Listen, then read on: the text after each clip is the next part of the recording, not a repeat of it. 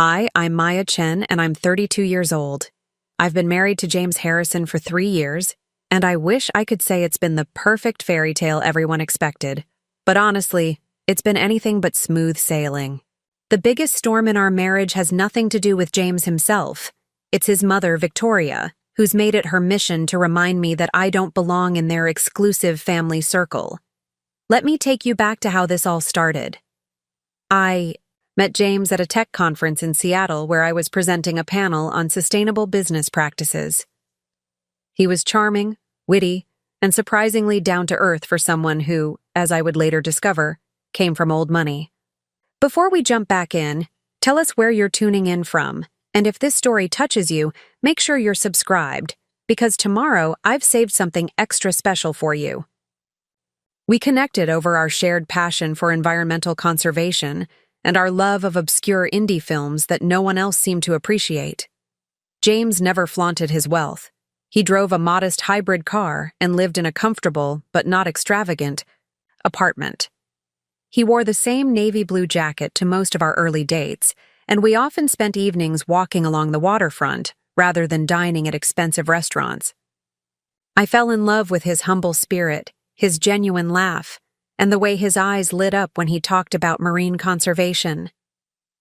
6 months into our relationship, James invited me to his cousin's wedding.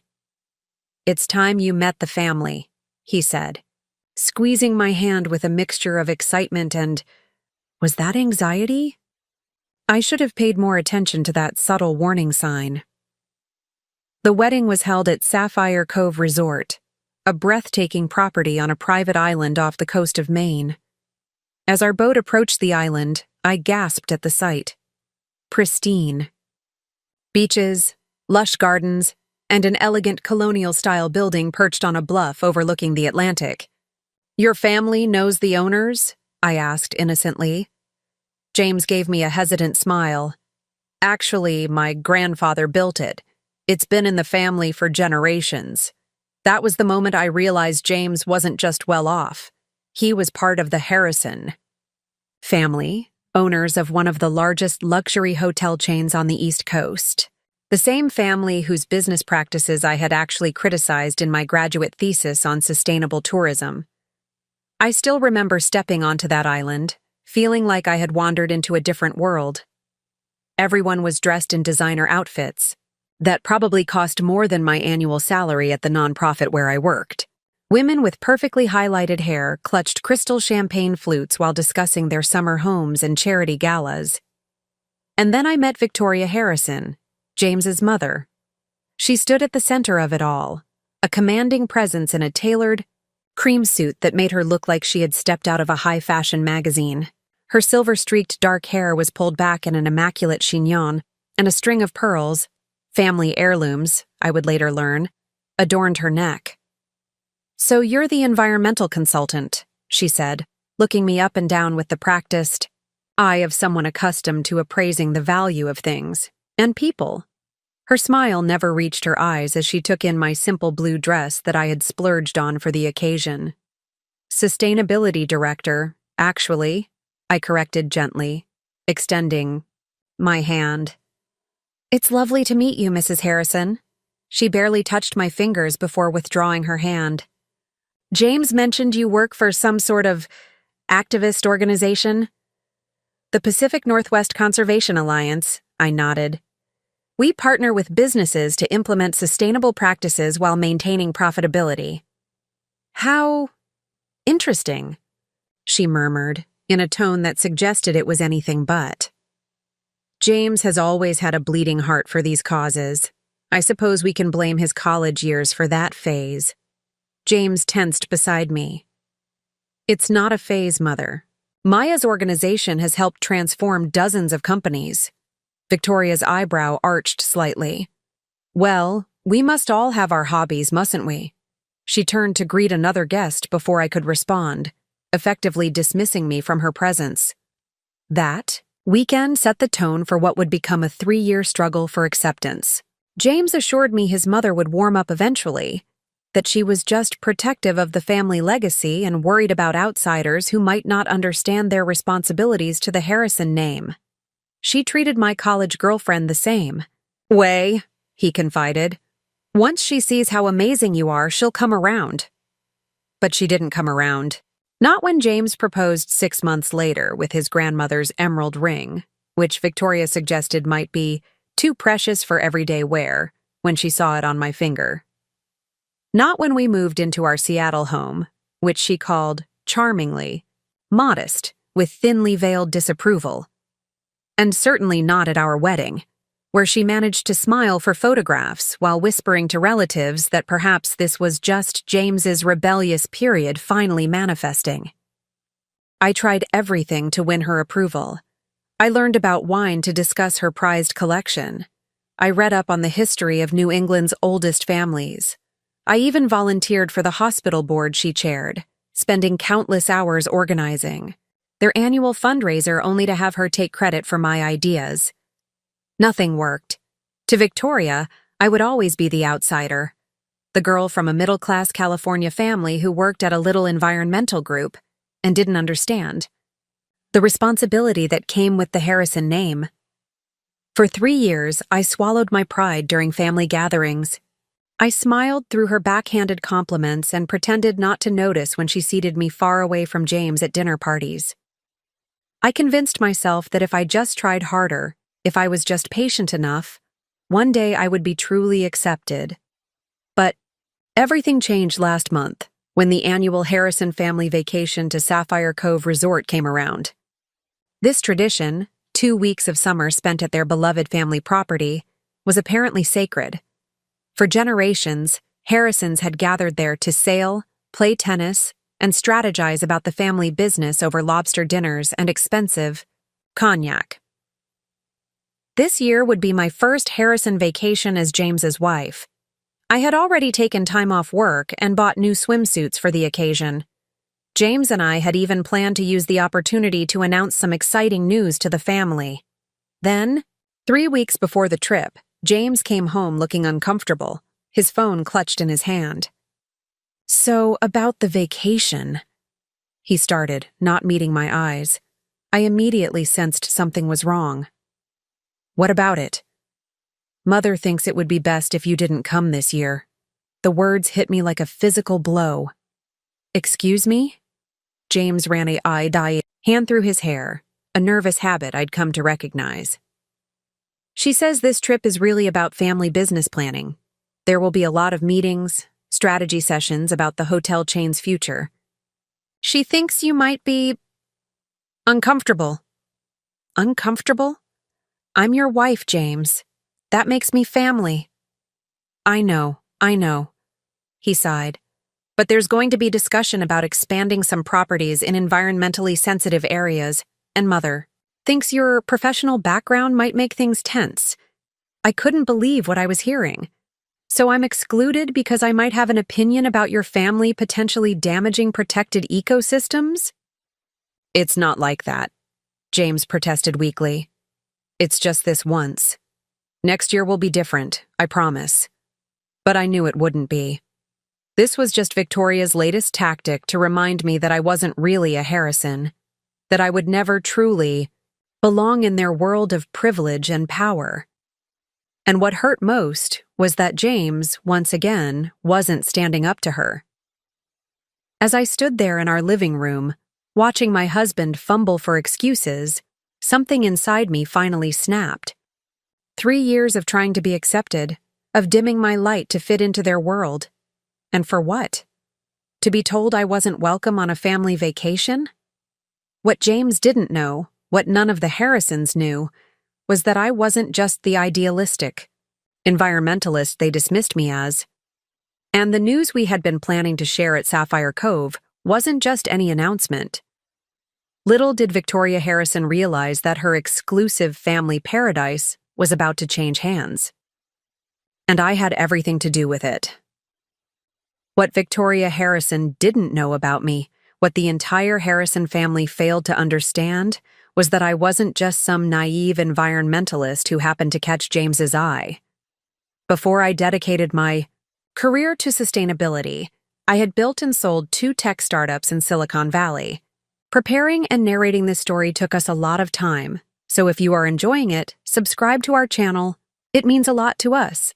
Now back to the story. The little environmental group Victoria dismissed was actually my third successful venture, now partnering with Fortune 500 companies on large-scale sustainability transformations. But I never flaunted my success or my finances. My parents had raised me to believe that character mattered more than credit scores, and genuine connections outweighed connections to power. When I met James, I was drawn to his seemingly similar values, his passion for marine conservation, his discomfort with excessive wealth, his desire to make a meaningful impact beyond his family name. "You're different from anyone I've ever met," he told me on our third date, as we shared street tacos on a bench overlooking Elliott Bay. "Everyone in my world is obsessed with appearances and status. You actually care about making a difference." Believed him. I believed in us. Even after discovering his family background, I convinced myself that James and I could bridge our different worlds, that we could build something authentic in a landscape of pretense. The proposal came during a camping trip to Olympic National Park. No fancy restaurant, no elaborate setup, just the two of us beneath towering cedars, stars peeking through the canopy. When James pulled out his grandmother's emerald ring, tears in his eyes, I felt certain we were forging our own path. "I don't care what anyone thinks," he promised as he slipped the ring onto my finger. "You're the one I want to build a life with. Everything else is just noise." The noise, however, became deafening once we announced our engagement. Victoria immediately took control of the wedding planning, dismissing my suggestions for a small, sustainable ceremony in favor of an extravagant affair at, where else, Sapphire Cove Resort. "The Harrisons have been married there for 4 generations, she informed me coolly when I suggested an alternative venue. "We don't break tradition." I compromised, agreeing to the location but insisting on sustainable elements. Locally sourced food, digital invitations, charitable donations instead of favors. Victoria countered each request with icy efficiency. "The Harrison name means something. In New England society," she reminded me regularly. "We have standards to maintain." James tried to mediate, but increasingly found himself caught between his mother's expectations and my principles. More often than not, Victoria won these battles, not because her arguments were stronger, but because James had spent a lifetime seeking her approval. "Just go along with it for now," he'd whisper when we were alone. "Once we're married, things will be different." But they weren't different. After the wedding, Victoria's criticisms became more direct, more frequent. During holiday gatherings, at the Harrison estate in Connecticut, she would make pointed remarks about my career choices. "All this talk about saving the planet," she commented during Thanksgiving dinner last year, swirling her wine. Meanwhile, the Harrison hotels have provided jobs and stability for thousands of families for generations. Real impact requires real investment, not just idealistic rhetoric. I bit my tongue, though I could have mentioned that my organization had created green jobs for hundreds of people while reducing carbon footprints for dozens of companies. What would be the point? In Victoria's world, nothing I accomplished would ever measure up to the illustrious Harrison legacy. James and I argued about it on the drive home. "Why don't you ever defend me?" I demanded, tears of frustration stinging my eyes. "She doesn't mean it the way it sounds," he insisted. "That's just Mother's way. She's protective of our family traditions." "Traditions like making your wife feel worthless?" James sighed. "You're overreacting. Just give her time." Time. I'd given Victoria 3 years of my life, 3 years of swallowing insults and enduring exclusion, and now being banned from the family vacation was the final straw. After James broke the news about the vacation and left for work, I sat in our home office staring at my laptop. On the screen was an email I'd received 2 weeks earlier, an email I hadn't yet shared with James. It was from Marcos Delgado, the CEO of Sustainable Futures Investment Group. I had met Marcos at a climate change conference in Vancouver the previous month, where we discovered a shared vision for transforming the hospitality industry through eco-friendly practices. His firm had been looking to acquire a signature property to showcase their approach to luxury, sustainable tourism. "We need a flagship resort," Marcos had explained over coffee. "Somewhere with natural beauty and historical significance, but in need of environmental modernization. If you hear of anything fitting that description, I'd appreciate an introduction." I hadn't been thinking of Sapphire Cove then, but now, as I reread his email requesting a call to discuss potential properties, something clicked into place. The Harrison family didn't know it, but their beloved resort was struggling financially. James had mentioned it in passing: declining bookings, outdated facilities, rising maintenance costs.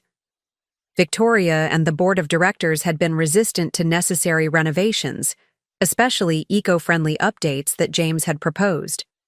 "Mother says guests come to Sapphire Cove for tradition, not trends," James had explained defeatedly after yet another rejected proposal.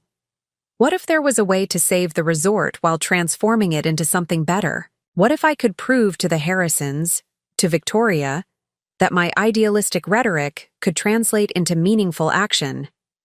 I picked up my phone and called Marcos. "Maya, good to hear from you," his warm voice greeted me. "Have you found our perfect property?" "I might have," I replied, a plan forming in my mind. "Are you familiar with Sapphire Cove Resort in Maine?" What happened next unfolded with startling speed. Marcos's team conducted a discreet assessment of the property and confirmed what I suspected. The resort was significantly undervalued and ripe for transformation. The current management company, a subsidiary of Harrison Hotels that operated the property, was hemorrhaging money trying to maintain its outdated luxury model. Sustainable Futures made an offer to acquire management rights through a separate holding company. To avoid raising suspicions, Marcos suggested bringing me on as a silent partner and sustainability consultant. I would contribute a portion of my savings from previous business exits in exchange for equity and a seat on the new management board. Agreed immediately with one condition: my involvement would remain confidential until after the deal was finalized. All of this occurred during the 3 weeks leading up to the Harrison family vacation, the same vacation from which I had been expressly excluded. The papers were signed 2 days before James packed his bags for Sapphire Cove, still believing I had accepted my exclusion with reluctant grace. "I'll make it up to you," he promised, kissing me goodbye. "We'll take our own trip somewhere special." I smiled and waved him off, knowing that in just 5 days, I would be making a very different kind of trip to Sapphire Cove Resort. And this time, no one would be able to exclude me. The day after James left for Sapphire Cove, I received a text from my sister-in-law, Olivia. Unlike the rest of the Harrisons, Olivia had always been kind to me. As the youngest sibling and the only daughter, she had her own complicated relationship with Victoria's expectations. "I can't believe Mother excluded you," her message read. "James should have stood up to her. This isn't right." I appreciated her support, but chose not to share my plans. The fewer people who knew, the better. That evening, Victoria called me, something she had never done before. Seeing her name on my phone screen made my stomach clench, but I answered with forced pleasantness. "Hello, Victoria." "Maya." Her voice was crisp, controlled. "I wanted to check that you're doing well." The pretense of concern was so transparent I almost laughed. "I'm fine, thank you." "Good. I'm sure James mentioned our family discussions this week are rather sensitive in nature. Given your professional background, we thought it best to avoid any potential conflicts." I gripped the phone tighter. "What exactly do you think I would do, Victoria? Stage an environmental protest in the middle of your lobster dinner?" Her slight intake of breath told me I'd hit a nerve. "There's no need to be dramatic. The Harrison legacy requires certain difficult decisions that outsiders might not fully comprehend." There it was again. Outsider. Despite being James's wife, I would always be on the outside looking in. What legacy would that be exactly? I asked, unable to keep the edge from my voice. The legacy of exclusion, or the legacy of running a once prestigious resort into the ground because you refused to modernize? Silence stretched between us. When Victoria finally spoke, her voice had dropped 10 degrees. I see James was right about your passionate opinions. This is precisely why these discussions are best kept within the family. I'm sure you understand. Oh, I understand perfectly, I replied. I understand that you've never considered me family, and you never will. That's not entirely true, Maya, Victoria said, her tone shifting to something almost conciliatory. You're James's choice, and we respect that. But the Harrison business interests have sustained our family for generations. Some matters require a historical perspective that you simply don't possess. I wanted to tell her then. I wanted to reveal that I knew more about her precious resort's finances than she might realize, that her historical perspective was driving Sapphire Cove to ruin. But I held my tongue. The revelation would be so much sweeter in person. Is there anything else you needed, Victoria? I asked instead. No, she replied, the frost returning to her voice. Enjoy your week, Maya. Perhaps use the time to focus on your own work. James will be quite busy with family obligations. After she hung up, I sat seething in our living room. 3 years of subtle put-downs and exclusion had culminated in this, being explicitly told I wasn't family, that I couldn't possibly understand their legacy because I lacked the proper pedigree. What Victoria failed to understand was that legacies aren't just inherited. They can be built. And sometimes, they can be purchased. The next day, I received an email from Marcos with the final acquisition documents. Sustainable Futures had successfully purchased the management rights to Sapphire Cove Resort from the struggling Harrison Hotel subsidiary. The deal included a 10-year operating agreement with options for renewal. While the Harrison family still technically owned the property, they had essentially signed away control of their beloved resort to our management company. The transfer would be officially announced to resort staff the following day and to the Harrison family during their stay. As planned, my name was nowhere in the public documents. On paper, I was simply listed as environmental compliance consultant through my firm. My financial stake and board position were documented in private agreements known only to Marcos and his executive team. That night, I booked a flight to Portland, Maine, and reserved a rental car to drive to the coastal town nearest Sapphire Cove. I packed my most professional outfits, nothing flashy, but elegant enough to command respect. I included the emerald necklace James had given me for our anniversary, a piece that had once belonged to his grandmother, and that Victoria had reluctantly relinquished from the family collection. As I zipped my suitcase closed, my phone chimed, with a text from James. Miss you. Family meetings all day. Mother's in rare form, talking about preserving the Harrison legacy and maintaining standards of excellence. Wish you were here. I smiled to myself as I typed my reply. Don't worry, I'll be there soon enough. He responded immediately. Really? That would be amazing. But Mother would... I cut him off. Trust me, it's all going to work out. 3 days later, I stood at the private dock of Sapphire Cove, waiting for the resort's boat to ferry me across the narrow channel to the island. The morning sun glinted off the water, and a crisp ocean breeze carried the scent of salt and pine. In the distance, I could see the white colonial building perched on its bluff, American flag fluttering from its pole. Marcos had arrived the previous day to announce the management change to the staff. According to his brief update, the transition had gone smoothly. Most employees were relieved to hear about planned improvements and the commitment to keeping the resort open year-round, rather than the seasonal operation that had left many without. Steady income, Ms. Chen? A young man in a crisp uniform approached. I'm Tyler, your boat captain for this morning. Mr. Delgado said you'd be arriving. Thank you, Tyler. I smiled, handing him my bag. Beautiful day for a trip to the island. Yes, ma'am. We're excited about the changes coming to the cove. Lots of buzz among the staff. As we crossed the water, Tyler pointed out features of the property, the private beaches, the nature trails, the historic boathouse that needed restoration. I listened attentively, mentally cataloging the opportunities for sustainable improvements that would enhance rather than detract from the resort's charm. The Harrison family is here for their annual retreat, Tyler mentioned as we approached the dock. They're having some big meeting in the main dining room this morning. Something about the management change, I think. Perfect timing. Marcos was waiting at the dock when we arrived, his expression a mixture of excitement and mischief. Maya, welcome to your new investment. The Harrisons are gathered in the main building.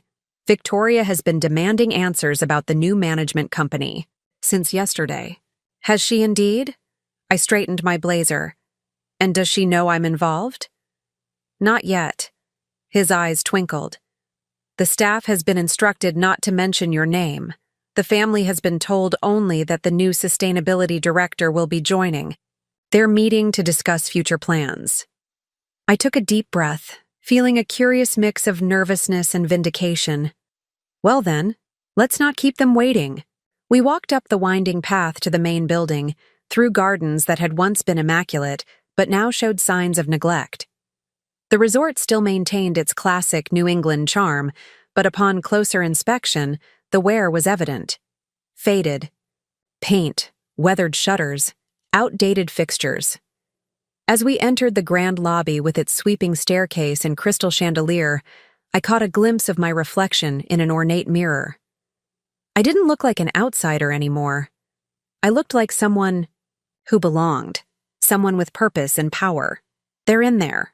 Marcos nodded toward a set of mahogany doors. Through them, I could hear Victoria's voice, sharp with indignation. This is outrageous. Some foreign investment group taking over our family's historic property? I want to speak to whoever's in charge immediately. Marcos gave me a questioning look, silently asking if I was ready. I nodded, squaring my shoulders and lifting my chin. It was time for Victoria Harrison to meet the new management. I paused outside the mahogany doors, my heart pounding against my ribs. Through the polished wood, Victoria's voice carried clearly, her tone growing increasingly imperious. I simply cannot believe the board approved this transaction without consulting the family first. We've operated Sapphire Cove for 4 generations. A male voice, probably James's father, Richard, responded with uncharacteristic hesitation. Victoria, you know the resort has been losing money for years. The subsidiary's directors had a fiduciary responsibility to... Fiduciary responsibility? Victoria's voice rose an octave. This isn't about spreadsheets, Richard. This is about legacy, about tradition, about keeping control of what rightfully belongs to the Harrisons. Marcos gave me a reassuring nod, then pushed open the double doors. The conversation inside abruptly ceased as we entered. The Harrisons were seated around a massive oak table, Victoria at the head, with Richard to her right and James to her left. James's brother Edward and sister Olivia occupied seats along the sides, along with several cousins and board members I recognized from our wedding. Their expressions ranged from surprise to confusion to, in Victoria's case, barely contained fury.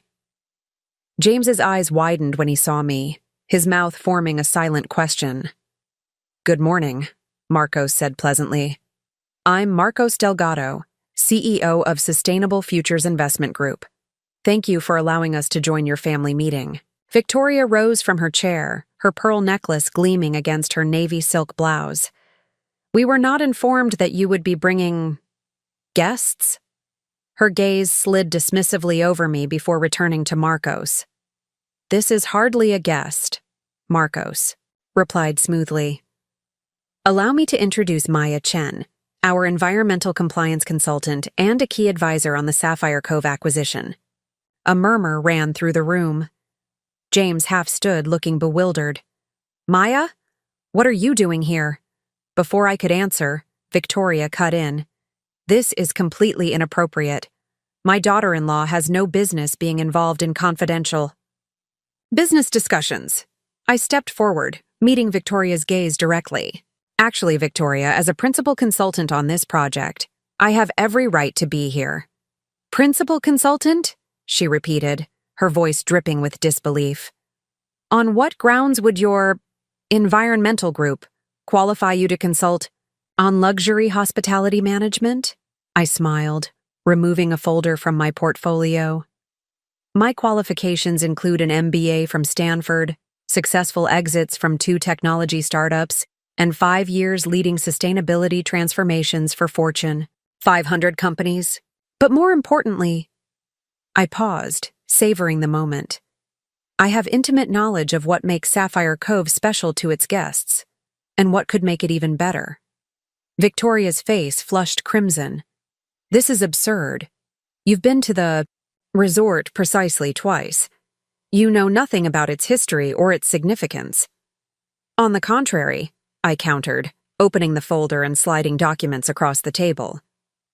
I've compiled extensive research on the property's historical significance, its architectural heritage, and its potential for environmentally sustainable luxury positioning.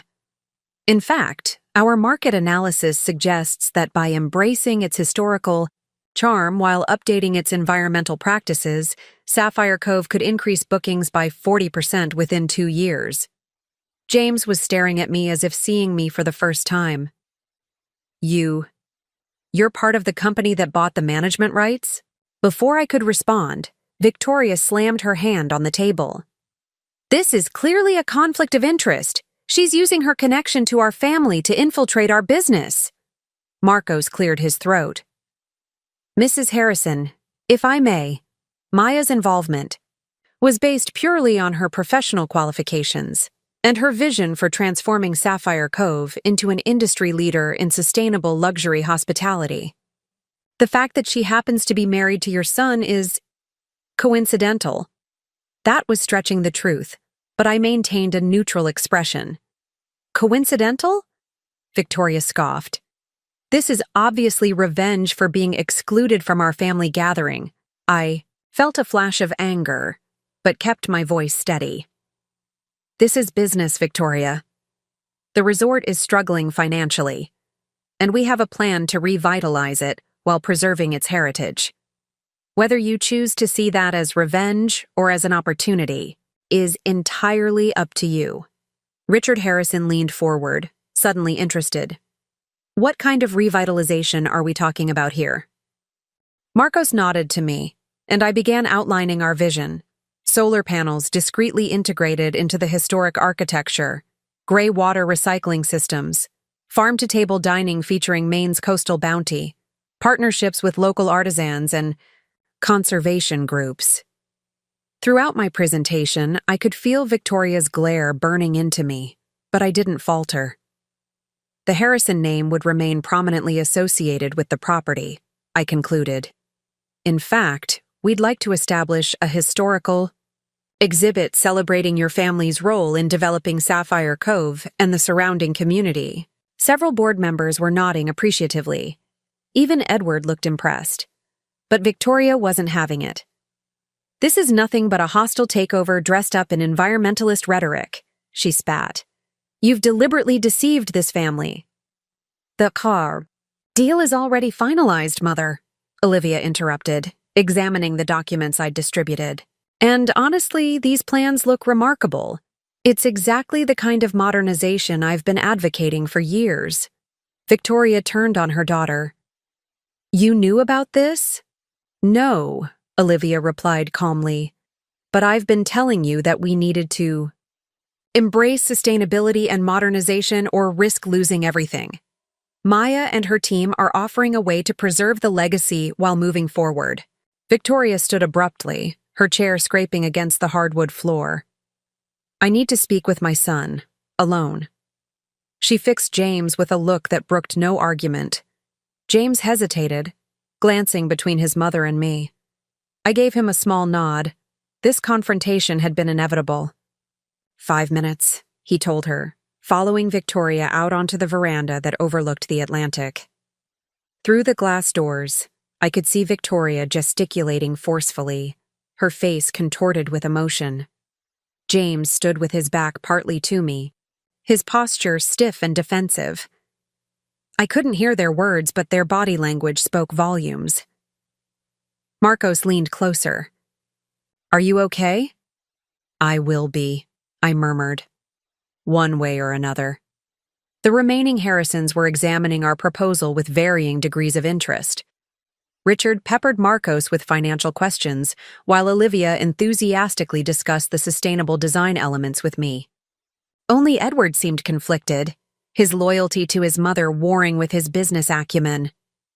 "The projected returns are impressive," he admitted reluctantly. "But Mother will never accept this." "She doesn't have to accept it," I replied quietly. "The agreement is binding. The question now is whether she'll choose to work with us or against us." The veranda doors flew open as Victoria stormed back into the room, James following with a troubled expression. "This meeting is over," Victoria announced. "The Harrison family needs to discuss this situation privately." Marcos began gathering his materials. "Of course. We understand this is a lot to process. We'll be staying at the resort for the remainder of the week if you have any questions." Victoria's lips thinned to a bloodless line. "You most certainly will not. This is a private family gathering. I must insist that you leave immediately." I stood my ground. "Actually, Victoria, as representatives of the management company, we have every right to be here. In fact, we've reserved the Ocean View suite for the week." "The Ocean View suite is reserved for Harrison family members only," she hissed. "Not anymore," I replied evenly. "The reservation policy has been updated as of this morning." The room fell silent. Victoria looked as though she might explode, her carefully maintained composure crumbling before our eyes. "James," she said, her voice dangerously quiet. "Are you going to allow your wife to disrespect our family traditions like this? To use her business connections? To hijack our ancestral property?" All eyes turned to James. In that moment, I realized that despite all my careful planning, I had no idea what he would do. Would he finally stand up to his mother, or would he once again choose the path of least resistance? James looked between us, trapped between the woman who had raised him and the woman he had married, the woman who represented his past and the one who represented his future. "I think," he said slowly, "that we should listen to what Maya has to say." Victoria's gasp was audible. "You can't be serious." "I am," James continued, his voice growing stronger. "Maya has accomplished more on her own than most of us have with all our family connections. If she believes in this vision for Sapphire Cove, then I think we should at least hear her out." I felt a rush of vindication, tempered by the knowledge that this was only the beginning. Victoria Harrison wasn't someone who surrendered easily, especially not to an outsider who had challenged her authority. As if reading my thoughts, Victoria straightened her shoulders and fixed me with an icy stare. "This isn't over, Maya. Not by a long shot." I met her gaze without flinching. "I wouldn't expect it to be." The battle lines had been drawn, and for the first time since becoming a Harrison, I wasn't the one at a disadvantage. After the explosive meeting, James and I retreated to the Ocean View suite. The room was just as grand as I remembered from our brief stays, a sweeping panorama of the Atlantic through floor-to-ceiling windows, antique furniture that whispered of old money, and a stone fireplace large enough to stand in. "Were you ever going to tell me?" James asked quietly, standing by the windows with his back to me. I sank into an armchair, suddenly exhausted. "I was planning to surprise you once the deal was finalized. I didn't expect everything to unfold like this." He turned, his expression a mixture of hurt and confusion. "You bought the management rights to my family's resort without telling me. How did you think I would react?" "Technically, Sustainable Futures bought the management rights. I'm just a partner and consultant." "Don't split hairs, Maya. You know what I mean. He ran a hand through his hair, that familiar gesture of frustration. This is the resort where I spent every summer growing up, where my parents got married, where my grandfather taught me to sail. It's not just a business asset. I leaned forward. I know that, James. That's exactly why I got involved, to preserve what makes Sapphire Cove special while helping it evolve. The resort was struggling financially. If something didn't change, you might have lost it entirely. We were handling it. Were you? Because from what I could see, your mother was burying her head in the sand while the property deteriorated and bookings declined. I softened my tone. I didn't do this to hurt your family. I did it to save something you love. James sank onto the window seat, his shoulders slumping. You could have told me. Would you have supported me, or would you have warned your mother? His silence was answer enough. That's what I thought, I said quietly. For 3 years, I've tried to be accepted by your family, by Victoria. I've swallowed her insults, endured her exclusion, and watched you fail to stand up for me time and again. When she banned me from this vacation, something finally broke. I realized I'd never win her approval, so I stopped trying. James looked stricken. I never meant to let her hurt you. But you did, James. Every time you chose her comfort over my dignity. I moved to sit beside him, taking his hand. I'm not doing this out of revenge. I genuinely believe we can transform Sapphire Cove into something better, something that honors its history while securing its future. He squeezed my hand, a glimmer of the man I fell in love with showing through. The solar integration ideas are actually brilliant. I've been suggesting similar concepts for years, but Mother always shut them down. I know. I remembered your sketches. I hesitated. James, I need to know where you stand. Are you with me on this, or are you going to side with Victoria? Before he could answer, a sharp knock interrupted us. James opened the door to find Olivia, her expression urgent. Mother's called an emergency family meeting. She's bringing in the family lawyers to challenge the management agreement. My stomach dropped. On what grounds? She's claiming the board acted without proper authority and that there was insider information involved because of your connection to the family. Olivia glanced at James. She's also suggesting that you breached your fiduciary duty by not disclosing your wife's involvement. James paled. That's ridiculous. I had no idea Maya was involved. I stood up. This is exactly why I didn't tell you, James. I knew Victoria would try to twist this into something underhanded. Olivia nodded sympathetically. Maya, I think you should know, Mother's also suggesting that you only married James to gain access to the family business. The accusation felt like a slap. That's absurd. I didn't even know about the resort until after we were engaged. No, Olivia said gently. But Mother's desperate and angry. She's using every weapon she can find. James paced the room. This is getting out of hand. I need to talk to her. No, I said firmly. We need to face this together. The agreement is legally sound. Marcos made sure of that. Victoria can't undo it with baseless accusations. Olivia checked her watch. The meeting starts in 20 minutes. Father asked me to give you a heads up. She squeezed my arm. For what it's worth, I think your plans for the resort are inspired. It's exactly what this place needs. After she left, James and I stood in awkward silence. Finally, he spoke. I'll talk to Mother. Make her see reason. I shook my head. You've been trying to make her see reason for 3 years, James. It hasn't worked yet. This is different.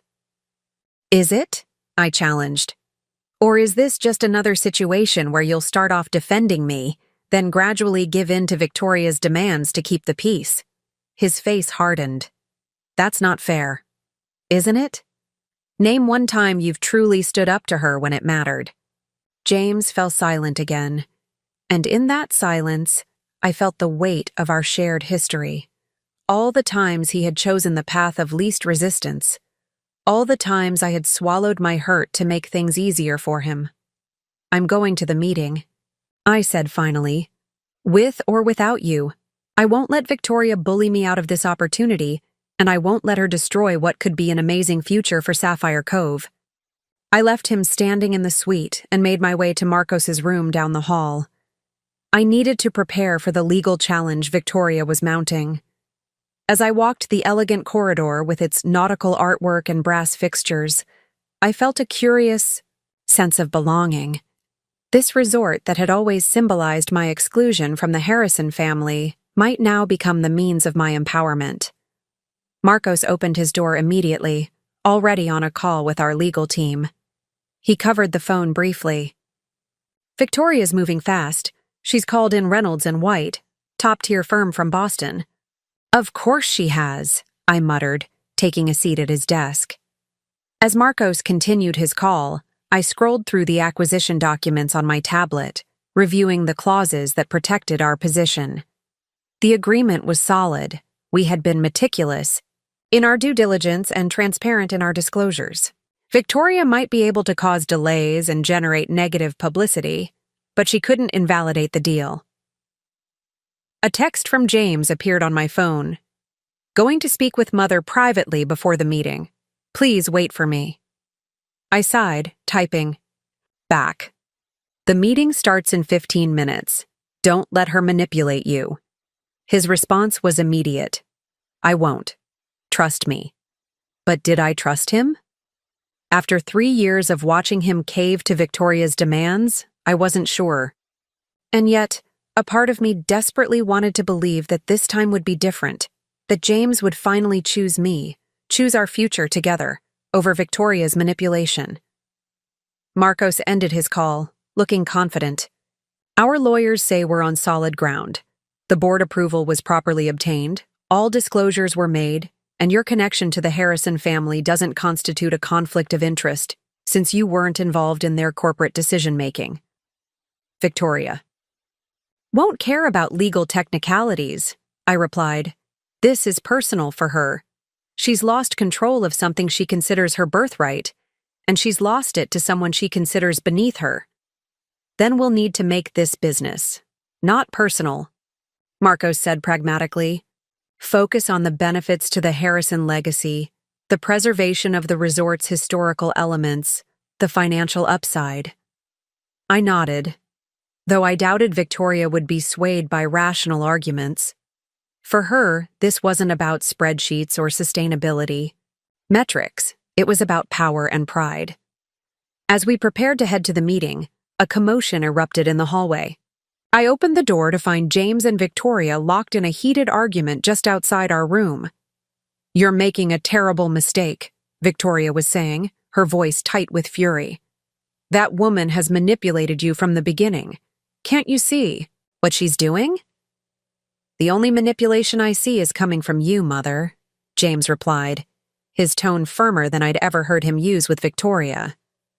"For 3 years you've tried to push Maya away, and I've let you. Not anymore." Victoria noticed me standing in the doorway, and her expression hardened. There she is now, the architect of our family's humiliation. "Are you proud of yourself, Maya? Using your husband's name to steal what belongs to us?" I stepped into the hallway, Marcos behind me. "I haven't stolen anything, Victoria. I've invested in saving something that your mismanagement was destroying." "Mismanagement?" she sputtered. "How dare you? My family built this resort from nothing. And now it's hemorrhaging money because you refuse to adapt to changing times," I countered. "Your sentimentality is killing the very legacy you claim to cherish." Victoria turned to James, her voice dropping to a dangerous whisper. "You need to choose, James, right now, your family or her." The hallway fell silent. Even the distant sounds of the resort seemed to fade away as James stood at the crossroads Victoria had forced upon him. I held my breath, suddenly afraid of what he might say. James looked between us, his mother, imperious and demanding, and me, challenging but vulnerable. In his eyes, I could see the weight of legacy and expectation battling with love and principle. "That's not a choice I should have to make," he said finally. "But if you're forcing me to, Mother, then I choose Maya. I choose our future together." Victoria stepped back as if physically struck. For once, the unflappable matriarch seemed genuinely shocked. "You don't mean that? You're just confused." "I'm not confused," James interrupted.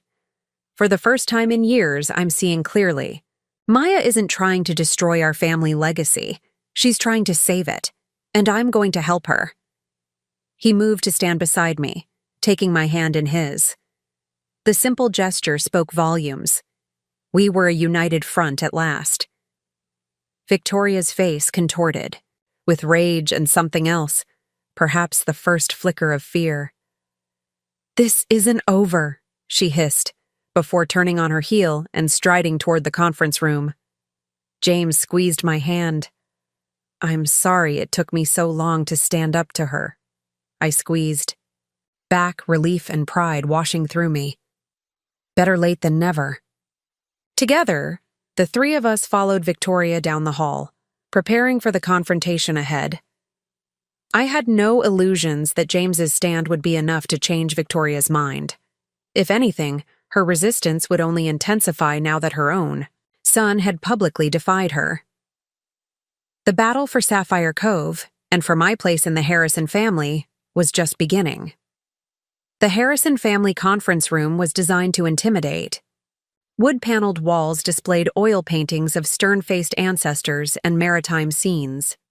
A massive mahogany table dominated the space, surrounded by high-backed leather chairs. The entire setup screamed old money and established power. By the time James, Marcos, and I arrived, the room was already filled with Harrison family members and their legal team. 3 impeccably dressed attorneys from Reynolds and White, their leather portfolios arranged precisely before them. Victoria sat at the head of the table, a position she had clearly claimed deliberately. Richard Harrison sat to her right, looking uncomfortable but resolute in his support of his wife. As we entered, Victoria's eyes narrowed at the sight of James and me together. "How kind of you to join us," she said, her voice dripping with sarcasm. "I was just explaining to our attorneys how my daughter-in-law orchestrated this hostile takeover." I kept my expression neutral as I took a seat, James beside me and Marcos across the table. "There's nothing hostile about a standard business transaction, Victoria. The board approved the management transfer because it was in the best interest of the resort." One of the attorneys, a silver-haired man with wire-rimmed glasses, cleared his throat. "Mrs. Chen Harrison, I'm Arthur Reynolds. We have some serious concerns about the circumstances surrounding this acquisition." "I'm sure you do," I replied. "But I assume you've reviewed the transaction documents. Everything was done by the book." "The letter of the law, perhaps," Reynolds conceded. "But there are ethical considerations. Your connection to the Harrison family creates, at minimum, the appearance of impropriety." Marcos leaned forward. "With all due respect, Mr. Reynolds, the appearance of impropriety is not grounds for invalidating a legitimate business agreement. Mrs. Chen Harrison was not involved in the Harrison Hotel's board decisions and had no inside information beyond what was publicly available to any potential investor." Victoria slapped her hand on the table. "That's absurd. She's married to my son. Of course she had access to insider information." I met her gaze steadily. "What insider information specifically, Victoria? The fact that the resort was struggling financially? That was obvious to anyone who visited. The declining booking numbers? Those are included in the public annual reports. The resistance to modernization? I experienced that firsthand when James presented his sustainability proposals and was shut down repeatedly." James nodded. "Mother, Maya's right. Everything she knew about Sapphire Cove's challenges came from conversations we had as husband and wife, not from confidential board materials." Reynolds exchanged glances with his colleagues. "Mrs. Harrison, for us to challenge this agreement, we need to demonstrate actual impropriety, not just potential conflicts of interest. Victoria wasn't deterred. What about her relationship with Delgado? That can't be coincidental. Marcos explained how we had met at the climate conference and how my expertise in sustainability made me a natural partner for the Sapphire Cove project. Throughout his explanation, I watched Victoria closely. Her perfectly manicured nails tapped an impatient rhythm on the table, and a muscle twitched in her jaw. She wasn't listening. She was calculating her next attack. Even if the transaction was technically legal, Victoria said when Marcos finished, it was morally reprehensible. My daughter-in-law deliberately concealed her involvement from her own husband and used her connection to our family to undermine our ownership. We didn't undermine your ownership, I corrected. The Harrison family still owns the property. We simply purchased the management rights from your hotel subsidiary, a subsidiary that was considering selling those rights anyway due to continuing losses. Richard Harrison spoke up for the first time. That's true, Victoria. The board had already discussed approaching outside management companies. Victoria shot him a venomous look. Not companies connected to family members who hold a grudge. Oh, that grudge? I echoed, feeling my composure slip. Is that what you think this is about? Obviously. Victoria's voice rose. You were angry about being excluded from the family vacation, so you decided to ruin it for everyone. The room fell silent as her accusation hung in the air. I felt a flush creeping up my neck, but forced myself to remain calm. Victoria, I said, quietly. This may be hard for you to believe, but not everything is about you. I became involved with Sustainable Futures because I believe in their mission, and because I saw an opportunity to save a historic property while making it environmentally responsible. Yes, I was hurt by your exclusion. Who wouldn't be? But this transaction would have made business sense regardless of my personal feelings. Victoria's smile was thin and cruel. A lovely speech, but we all know the truth. James intervened, his voice tight with controlled anger. The truth, Mother, is that you've never given Maya a chance. From the moment you met her, you decided she wasn't good enough for the Harrison name. You've excluded her, insulted her, and undermined her at every opportunity. I was protecting our family interests, Victoria snapped. From what? James demanded. From someone who loves your son? From someone who has built successful businesses and wants to contribute her talents to preserving our family legacy? What exactly are you protecting us from? Victoria's gaze swept dismissively over me. From people who don't understand or respect our traditions. From outsiders who want to change everything we stand for. And what do you stand for exactly? I asked, unable to contain myself any longer. Exclusivity? Rigidity? Refusing to adapt until it's too late? The youngest attorney from Victoria's team interjected smoothly. Perhaps we could return to the legal matters at hand. Yes, Victoria agreed, composing herself. The legal matters. Mr. Reynolds, please explain to my daughter-in-law why we will be challenging this agreement in court. Reynolds adjusted his glasses. While the transaction itself may be difficult to overturn, we believe there are grounds for a temporary injunction, based on potential breaches of fiduciary duty and conflicts of interest. This would halt any changes to the resort's operations while the courts review the circumstances of the acquisition. Marcos looked unconcerned. An injunction requires demonstrating immediate and irreparable harm. The proposed changes to Sapphire Cove will enhance its value and preserve its historical significance. Where's the harm? The harm, Victoria declared, is to the Harrison family's control over our ancestral property. The harm is to our traditions and our legacy. I shook my head in disbelief. Your legacy will be a bankrupt resort if you don't allow it to evolve, Victoria. She ignored me, turning instead to James. As a Harrison, you have a responsibility to fight this takeover. Your great-grandfather built this resort. Your grandfather expanded it. Your father and I preserved it through recessions and hurricanes. Will you be the one who lets it slip away? I could feel James tensing beside me. the weight of generations pressing down on his shoulders. This was Victoria's most potent weapon: family obligation, the burden of legacy. I had seen it work on him countless times before. "I'm not letting it slip away," James said slowly. "I'm helping it survive." Victoria's expression hardened. "By siding with her against your own family?"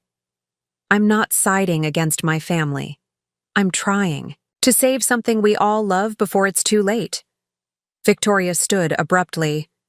"You've made your choice clear then." She gathered her papers, nodding to her legal team. "We'll proceed with the injunction immediately. In the meantime, I expect you both to leave the island. This is still a private family gathering." "Actually," Marcos interjected, "as representatives of the management company, we have every right to remain on the property. Any attempt to remove us would constitute interference with our contractual rights." Victoria's face flushed with rage. "This is still Harrison property?" "Yes," I agreed, "and we respect that.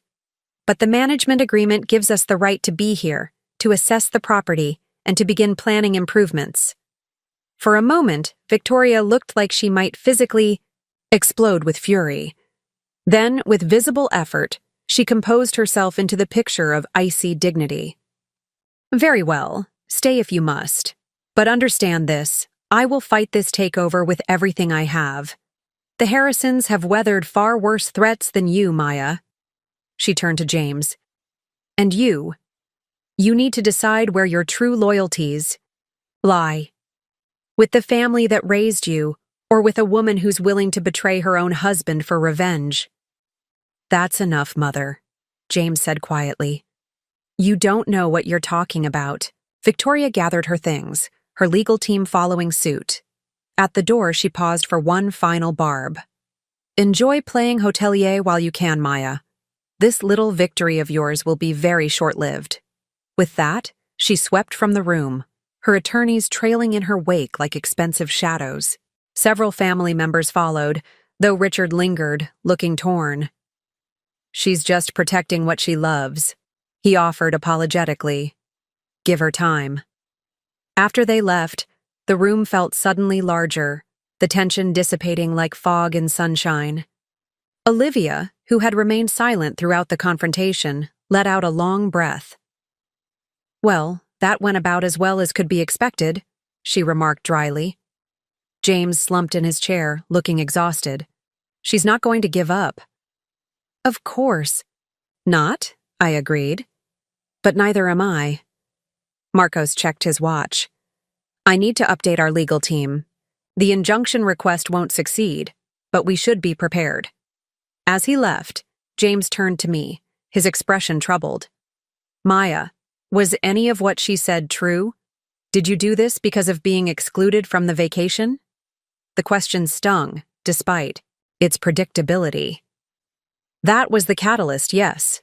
Being excluded, again, made me realize I needed to stop seeking Victoria's approval and start creating my own path. But I genuinely believe in this project, James. I wouldn't have invested in it otherwise. He nodded slowly. "I believe you. I just wish you had told me."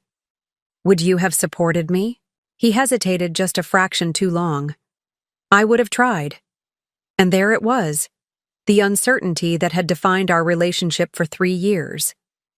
James wanted to support me, but Victoria's influence ran deep, tangled in his sense of identity and family loyalty. Olivia approached, squeezing my shoulder sympathetically. "For what it's worth, I think you're exactly what this place needs. Mother's just scared of change." "It's more than that," I said. "She's scared of losing control. Of someone like me having power over something she considers hers." "True," Olivia agreed. "But she's also scared because, deep down, she knows you're right about the resort needing to evolve." As we left the conference room, I felt a curious mixture of triumph and trepidation. I had faced Victoria directly and held my ground, but her parting threat lingered. This victory, as she called it, might indeed be short-lived. The war for Sapphire Cove, and for my place in the Harrison world, was far from over. By dinner time, news of the confrontation had spread throughout the resort. Staff members cast curious glances our way as James and I entered the main dining room. Victoria had chosen to dine privately in her suite, a small victory, but one that allowed us to breathe more easily. "She's rallying the troops," Olivia murmured, joining us at our table. "Making calls to every Harrison connection with any influence in Maine's business community or legal system." "That was expected," I replied, unfolding my napkin. "Victoria doesn't surrender easily." James looked troubled. "The family's divided. Uncle Robert and Cousin Philip are firmly in Mother's camp, but Father and Edward seem to be wavering. They're businessmen first. They can see the financial logic of the plan." "And the rest?" I asked. "Waiting to see which way the wind blows," Olivia said with a sardonic smile. "Typical Harrison behavior." Our conversation paused as a waiter approached with wine. I recognized him as Michael, who had served us during our wedding reception. His smile seemed genuine as he presented the bottle. "Mrs. Chen Harrison, Mr. Harrison, welcome back to Sapphire Cove. May I say that the staff is quite excited about the sustainability initiatives we've been hearing about?" James looked surprised. "You are?" Michael nodded discreetly. "Many of us have been concerned about the resort's future. The seasonal closures have been difficult for those of us who live locally." After he left, James turned to me. "You know, I've never really considered how Mother's decisions affected the staff." "That's part of the problem," I said gently. "The Harrisons have always seen Sapphire Cove as your family retreat first and a business second. But for people like Michael, it's their livelihood." Our meal was interrupted by a call from Marcos. His expression was grave when I answered. "Victoria's moving faster than we anticipated. She's filed for an emergency injunction and somehow got it on the docket for tomorrow morning at the county courthouse. Our lawyers are preparing, but you should know, she's making this personal." "What do you mean?" I asked, though I already suspected the answer. "The filing includes allegations that you manipulated your position as a Harrison family member to gain insider information, and that your investment was motivated by personal animus rather than business interests." James took the phone. "That's ridiculous, Marcos. Maya would never—" "I know," Marcos interrupted. "But the judge assigned to the case is Gregory Whitman. He and your grandfather were apparently close friends." I felt a chill run through me. Victoria wasn't just using legal tactics. She was leveraging the Harrison family's deep connections in the community, connections that went back generations. After dinner, we returned to our suite to find an envelope that had been slipped under the door. Inside was a printout of an article scheduled to run in the local paper the next morning. The headline made my stomach drop. "Family Feud. Harrison Heir's Wife in Hostile Takeover of Historic Resort." The article painted me as a vengeful outsider, using my husband's name to seize control of a beloved local landmark. It quoted sources close to the family, describing my pattern of disrespect for Harrison traditions and my environmentalist agenda that threatened the resort's historic character. "She leaked this to the press," I said, my voice shaking with anger. "She's trying to turn the community against us before we even begin." James read through the article, his face darkening. "This is character assassination. She's making you sound like some kind of gold-digging environmental extremist." "It gets worse," Olivia said, scrolling through her phone. She'd joined us after receiving her own copy of the article. "She's mobilizing the local Historical Preservation Society to oppose any renovations to the property. And she's reached out to competitors of your environmental organization, suggesting they might want to investigate your conflict of interest." I sank onto the sofa, suddenly exhausted. In just a few hours, Victoria had launched a multi-pronged attack against not just the management agreement, but my personal and professional reputation. "She's always been ruthless in business," James said quietly. "But I've never seen her go after someone like this. Because no one has ever challenged Her control before, Olivia observed, especially not someone she already considered an outsider. I stared out at the darkening ocean, watching whitecaps form as the wind picked up. A storm was coming, both literally and figuratively. We need to respond, I said finally. We can't let her control the narrative. James nodded. I'll make some calls. There are journalists I know who might be willing to hear our side. And I can talk to the staff, Olivia offered. Many of them have been here for decades. Their support could be powerful. As they began making calls, I stepped onto the balcony, needing a moment alone. The cool Atlantic breeze helped clear my head, but it couldn't ease the knot of anxiety in my chest. I had expected resistance from Victoria, but the speed and viciousness of her counterattack had caught me off guard. My phone buzzed with an incoming call from an unknown number. Hesitantly, I answered. Maya Chen? A woman's voice, unfamiliar but authoritative. Yes, this is Maya. This is Patricia Winters from the Maine Business Journal. I'm working on a story about the Sapphire Cove acquisition and some concerning allegations that have come to light. Would you care to comment? My throat tightened. What allegations exactly? We've received information suggesting you used confidential family knowledge to orchestrate a takeover of the Harrison family's historic property. There are also questions about potential ethical violations in your environmental consulting work. Victoria had been busy indeed. Those allegations are completely false, I said, fighting to keep my voice steady. The acquisition was a standard business transaction approved by the resort's management company board. As for my consulting work, it adheres to the highest ethical standards and is entirely separate from my personal relationships. I see. Her tone was noncommittal. And how do you respond to Victoria Harrison's statement that you pursued this acquisition as revenge for being excluded from family activities? The directness of the question took me aback. That's absurd. This was a business decision based on the resort's potential and sustainable future's mission to transform luxury properties into environmental leaders. Mrs. Harrison's opposition stems from resistance to change, not legitimate business concerns. After a few more pointed questions, the call ended. I had no illusions about how the story would be framed. Victoria had gotten to the press first, establishing her narrative before we could present ours. When I returned inside, James was ending his own call, looking frustrated. Any luck? I asked. He shook his head. 3 journalists I've known for years suddenly don't have time to discuss this story. Mother's influence runs deep. Olivia returned shortly after, her news equally discouraging. The staff is split. Longtime employees are hesitant to go against Victoria, even though many like your ideas for the resort. They're afraid of retribution if she wins this battle.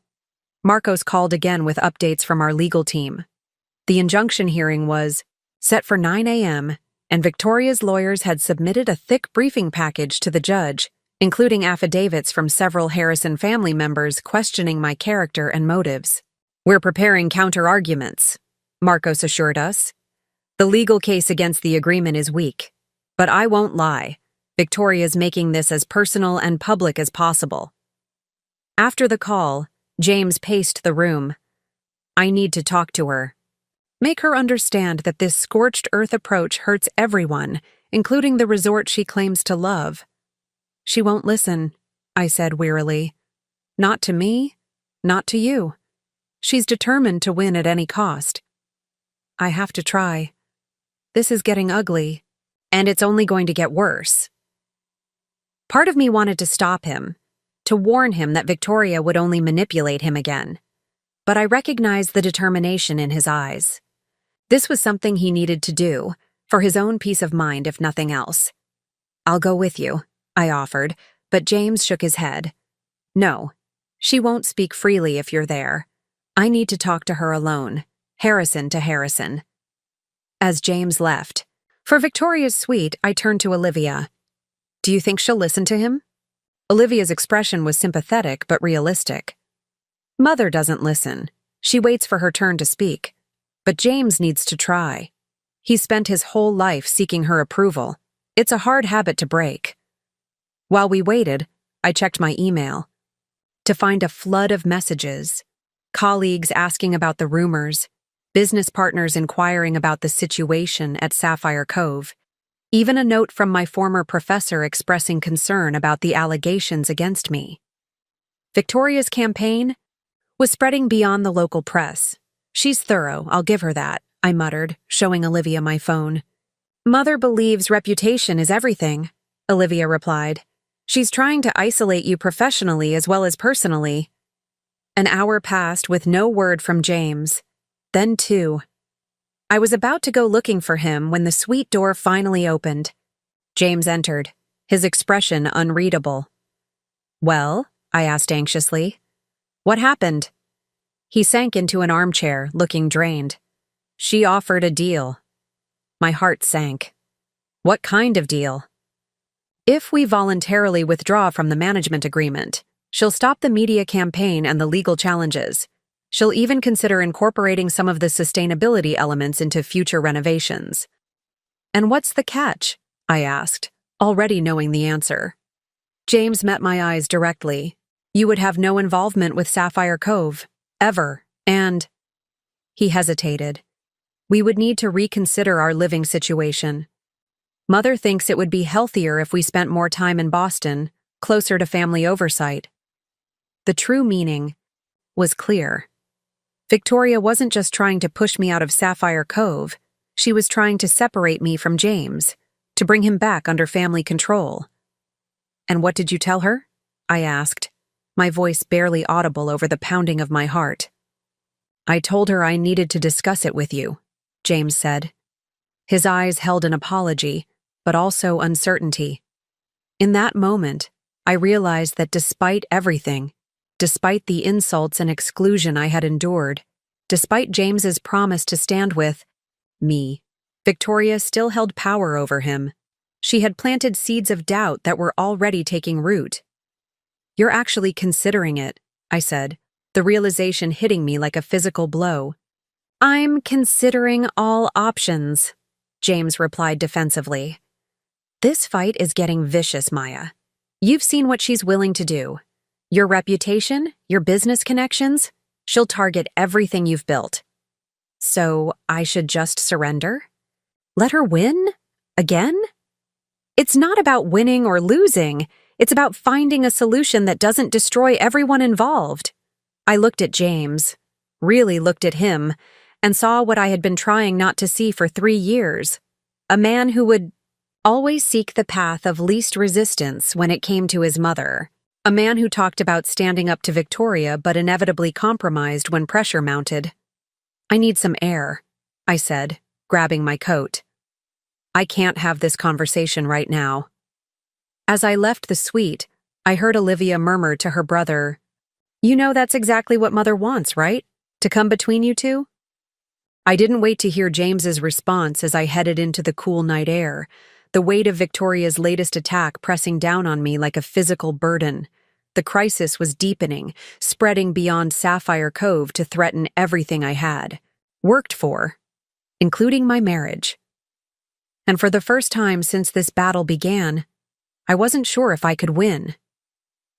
I walked along the moonlit shore, the waves crashing against the rocks in rhythm with my turbulent thoughts. The beach was empty this late, giving me the privacy I desperately needed. I found a driftwood log and sat, pulling my knees to my chest as I stared out at the vast darkness of the Atlantic. 3 years of my life spent trying to fit into the Harrison world. 3 years of swallowing Victoria's subtle insults and enduring her exclusions. 3 years of watching James promise to stand up for me, only to fold when confronted with his mother's disapproval. And now this, the ultimate test of our marriage, and James was considering all options. My phone buzzed. A text from Marcos. More bad news. Victoria's contacted our major investors suggesting the acquisition may be tied up in litigation for years. 2 have expressed concerns.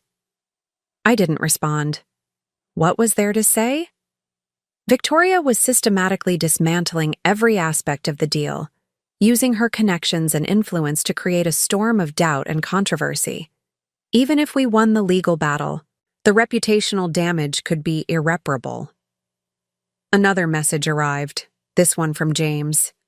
"Please come back. We need to talk." I tucked the phone away, not ready to face him yet. The worst part wasn't Victoria's attacks. I had expected those. It was the realization that despite everything, James still couldn't fully commit to standing with me. His first instinct was still to find a compromise, a way to appease his mother even at my expense. "Thought I might find you here." I turned to see Olivia approaching, hands tucked into the pockets of her jacket. She sat beside me on the log, not speaking for several minutes. "He's terrified of losing you," she finally said. "But he's also terrified of losing himself." "What do you mean?" Olivia sighed. "James has been the good son his entire life. Every decision, every achievement has been measured against the Harrison standard. When he fell in love with you, someone who challenged that world, it was both liberating and terrifying for him." I stared at the horizon where black sea met black sky. "I never asked him to choose between me and his family." "No, but Mother did, repeatedly." Olivia picked up a small stone, turning it over in her palm.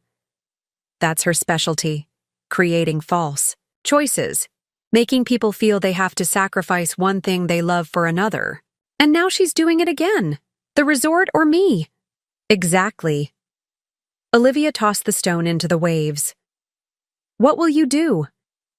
The question hung between us as I considered my options.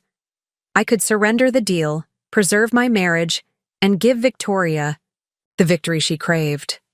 I could push forward, potentially winning Sapphire Cove but losing James in the process. Or I could find another way, a path that Victoria hadn't anticipated. "I don't know yet," I admitted. "But I won't let Victoria determine my worth anymore." Olivia nodded approvingly. "For what it's worth, I think you're the best thing that ever happened to my brother. And to this resort." As we sat in companionable silence, my phone lit up again. Not James this time, but an email notification from an unfamiliar address. The subject line caught my attention. "Information about Victoria Harrison you should know." My finger hovered over the delete button. Likely another part of Victoria's campaign to distract and discredit me. But something made me open it instead. The message was brief. "Mrs. Chen Harrison, I worked as Victoria's personal assistant 15 years ago. There are things about Sapphire Cove's history and your mother-in-law that might help your current situation. If you're interested, meet me at the Harborview Cafe in town tomorrow at 8 a.m. Eleanor Bennett." I showed the email to Olivia, whose eyebrows shot up in recognition. Eleanor Bennett. Mother fired her abruptly years ago. There were rumors at the time, but Mother squashed them quickly. No one ever knew exactly what happened. "Could be a trap," I said cautiously. "Could be," Olivia agreed. But Eleanor was always honest, sometimes painfully so. That's probably why Mother fired her. I tucked my phone away, making a decision. "I'll meet her." "Want company?" I shook my head. Whatever she has to say, I need to hear it alone first. As we walked back toward the main building, the lights of the resort glowing warmly against the night sky, I felt a strange calm replacing the turmoil of earlier. I had reached the bottom of this emotional valley and found something unexpected. Not despair, but resolve. Victoria had thrown everything she had at me, and I was still standing. James might be wavering, but I wasn't. Whatever Eleanor Bennett had to share might be the key to understanding this family that had simultaneously embraced and rejected me, and the resort that had become the battleground for our conflict. For the first time since arriving at Sapphire Cove, I felt not like an outsider fighting for acceptance, but like someone discovering her own power. Victoria had created this war, but I would be the one to end it, on my terms, not hers. As we reached the main entrance, Olivia gave my arm a squeeze. No matter what happens with the resort or with James, you've already won something important, Maya. What's that? She smiled. Your freedom from Victoria's approval. Trust me, that's worth more than any oceanfront property. With those words echoing in my mind, I headed inside to face whatever came next. The emotional low point had passed, leaving behind a clarity I hadn't expected. Tomorrow would bring new challenges, new information, and perhaps a new strategy. But tonight I knew one thing for certain. I would no longer measure my worth by Victoria Harrison's standards. And that realization was the first step toward truly becoming a force the Harrisons would have to reckon with. The Harborview Cafe sat on a weathered pier overlooking the harbor, its blue clapboard exterior faded by decades of salt air. I arrived, early, choosing a corner table with a view of both the entrance and the water. The morning fog was just beginning to lift, revealing fishing boats heading out for the day's catch. A waitress poured me coffee, the rich aroma a welcome comfort after a nearly sleepless night. James had been asleep when I returned to our suite, or at least pretending to be. I had lain beside him, our bodies separated by mere inches that somehow felt like miles, wondering how we had arrived at this impasse. At precisely 8 a.m., a woman entered the cafe. She was in her 60s, with silver-streaked dark hair and the straight-backed posture of someone accustomed to maintaining appearances. Her eyes scanned the room, landing on me with immediate recognition. "Mrs. Chen Harrison," she said, extending her hand as she approached. "Eleanor Bennett. Thank you for meeting me." Her grip was firm, her gaze direct. This was a woman who didn't waste time on pretenses. "Call me Maya, please," I replied, gesturing to the seat across from me. "Olivia says you worked for Victoria." "For several years." Eleanor nodded, ordering coffee before continuing. 7 years as her personal assistant. I saw things, learned things, that the Harrison family has worked very hard to keep buried. About Sapphire Cove? About Victoria herself. Eleanor leaned forward. "Do you know how the Harrisons acquired the island originally?" I shook my head. James mentioned his great-grandfather built the resort, but he didn't elaborate. Alexander. "Harrison didn't build it, he took it." Eleanor's eyes hardened. "The island belonged to the Beaumont family. They had a small hotel here, started by Samuel Beaumont after the Civil War. During the Depression, the Beaumonts fell on hard times. Alexander offered to become a silent partner, investing enough to keep them afloat. Once he gained partial ownership, he systematically forced them out, eventually taking full control for a fraction of its value." I frowned. "That's unethical, but it was also nearly a century ago. How does this help me now?" Eleanor took a sip of her coffee. "Because history has a way of repeating itself in the Harrison family.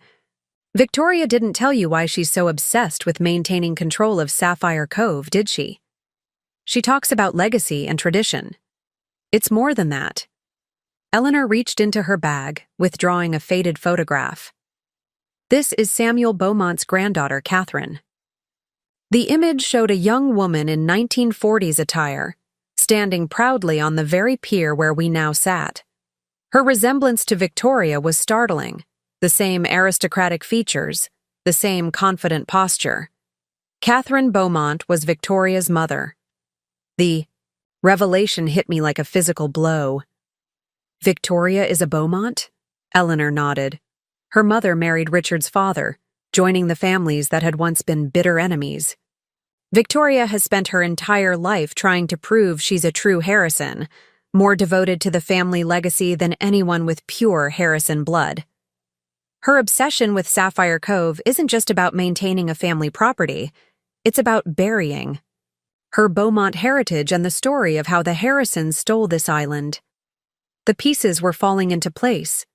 Victoria's fanatical devotion to Harrison traditions, her hostility toward outsiders, her determination to control the resort's future, all stemmed from her desperate need to belong, to prove herself more Harrison than the Harrisons themselves.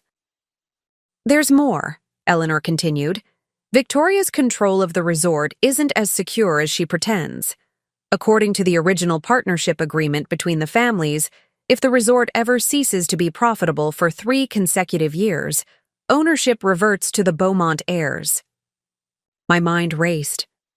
The resort has been losing money. For the past 2 years, Eleanor confirmed. This would be the 3rd. Victoria has been manipulating the books, transferring funds from other Harrison holdings to make Sapphire Cove appear profitable on paper. But the truth is, the resort is failing under her management. How do you know all this? I asked, suddenly suspicious. Eleanor's smile held no warmth. Because I was the one who helped her hide the numbers until I developed a conscience.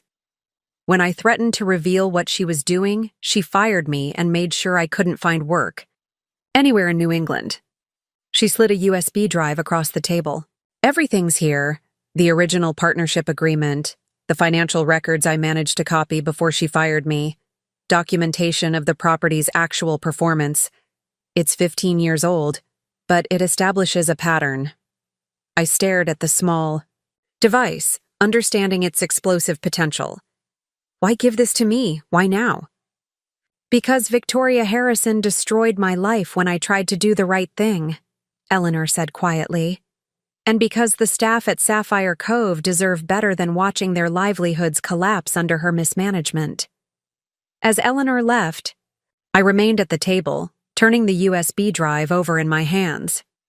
If what she said was true, Victoria's position was far more precarious than anyone realized.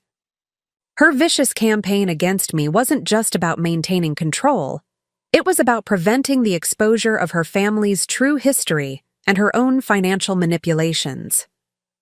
My phone buzzed with a text from Marcos. Judge delayed injunction hearing. Until tomorrow. Victoria claiming new evidence. Need to talk ASAP. Another message followed immediately from Olivia. Mothers called another family meeting. They're voting on whether to pursue legal action against you personally. James is trying to stop it. The walls were closing in, but for the first time, I glimpsed a path forward, not through confrontation or capitulation, but through truth. Victoria had built her power on a foundation of carefully curated family mythology. What would happen if that foundation crumbled? As I walked back to the dock to catch the boat to Sapphire Cove, my phone rang. The caller ID showed an unfamiliar, main number, Mrs. Chen Harrison? A man's voice, elderly but strong.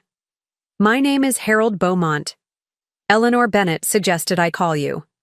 I believe we have matters of mutual interest to discuss regarding the future of what you call Sapphire Cove, and what my family once called Beaumont Isle. The morning fog had lifted completely now, revealing the island in the distance, its white buildings gleaming in the sunlight, its shores waiting to reveal secrets long buried beneath layers of Harrison history. Yes, Mr. Beaumont, I replied, a plan forming in my mind. I think we have a great deal to discuss. Change was coming to Sapphire Cove, and not even Victoria Harrison could stop the tide.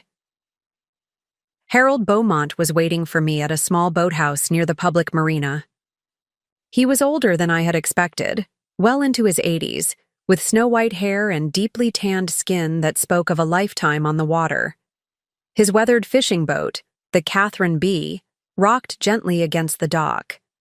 Mrs. Chen Harrison. He nodded in greeting, his main accent thick but his eyes sharp as he assessed me. Eleanor says you've stirred up quite the hornet's nest with Victoria. It seems I have a talent for it, I replied, accepting his outstretched hand. Harold's grip was strong despite his age. Let's not talk here. Too many ears in a small town. We'll take my boat out. As we motored out of the harbor, Sapphire Cove became visible on the horizon. From this distance, it looked serene, picture perfect, a world apart from the turbulence happening within its walls. My grandfather built the first hotel on that island, Harold said, following my gaze. Started with just 5 rooms, built it, up to 30 before the Depression hit. The Harrisons didn't just take our business, they took our home. I'm sorry, I said, genuinely moved by the pain still evident in his voice decades later. I had no idea. Few do. Victoria's made sure of that. He cut the engine, letting us drift in a quiet cove sheltered from view of the island. Eleanor tells me you have proof of Victoria's financial manipulations. I nodded, retrieving the USB drive from my pocket. I haven't verified it yet, but if it's authentic, it shows that Victoria has been artificially propping up the resort's finances to prevent triggering the reversion clause in the original agreement. Harold's weathered face broke into a smile. That agreement has been the Beaumont family's white whale for generations. My father tried to enforce it in the 60s during another downturn. The Harrisons buried him in legal fees until he gave up. But if we have proof? I began. Proof helps, but Victoria has connections throughout the main judiciary. She'd find a way to delay, to challenge, to make the process so expensive we'd give up again. He leaned forward, lowering his voice, though there was no one else for miles. That's why I'm proposing something more direct. From beneath a bench, Harold withdrew a worn leather portfolio. Inside were documents so old the edges crumbled slightly as he carefully unfolded them. These are the original land surveys of the island, showing the property lines before the Harrisons consolidated ownership. His gnarled finger traced a boundary on the yellowed paper.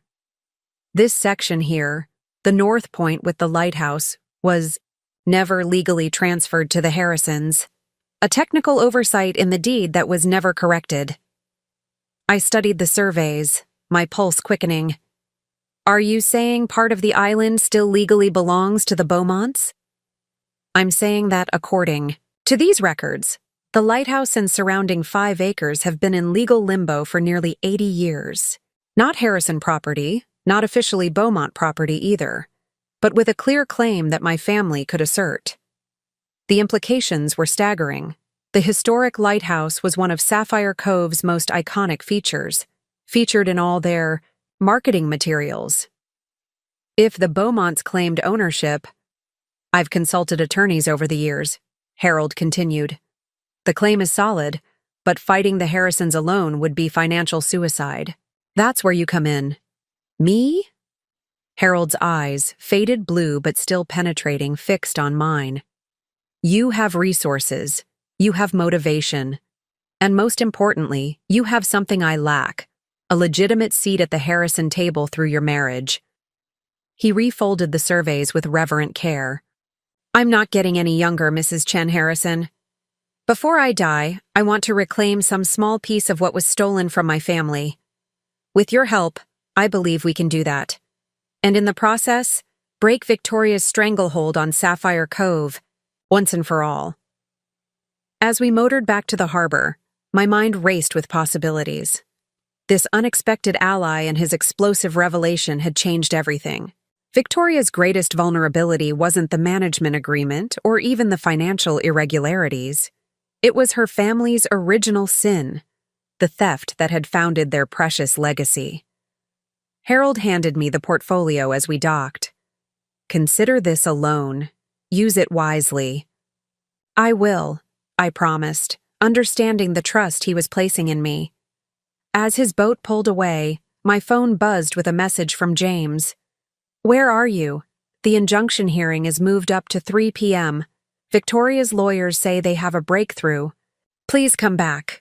I clutched the portfolio to my chest, feeling its weight, both physical and symbolic. The breakthrough Victoria's lawyers claimed might be coming from their side, but the true game changer was now in my hands. For the first time since this battle began, I felt the momentum shifting.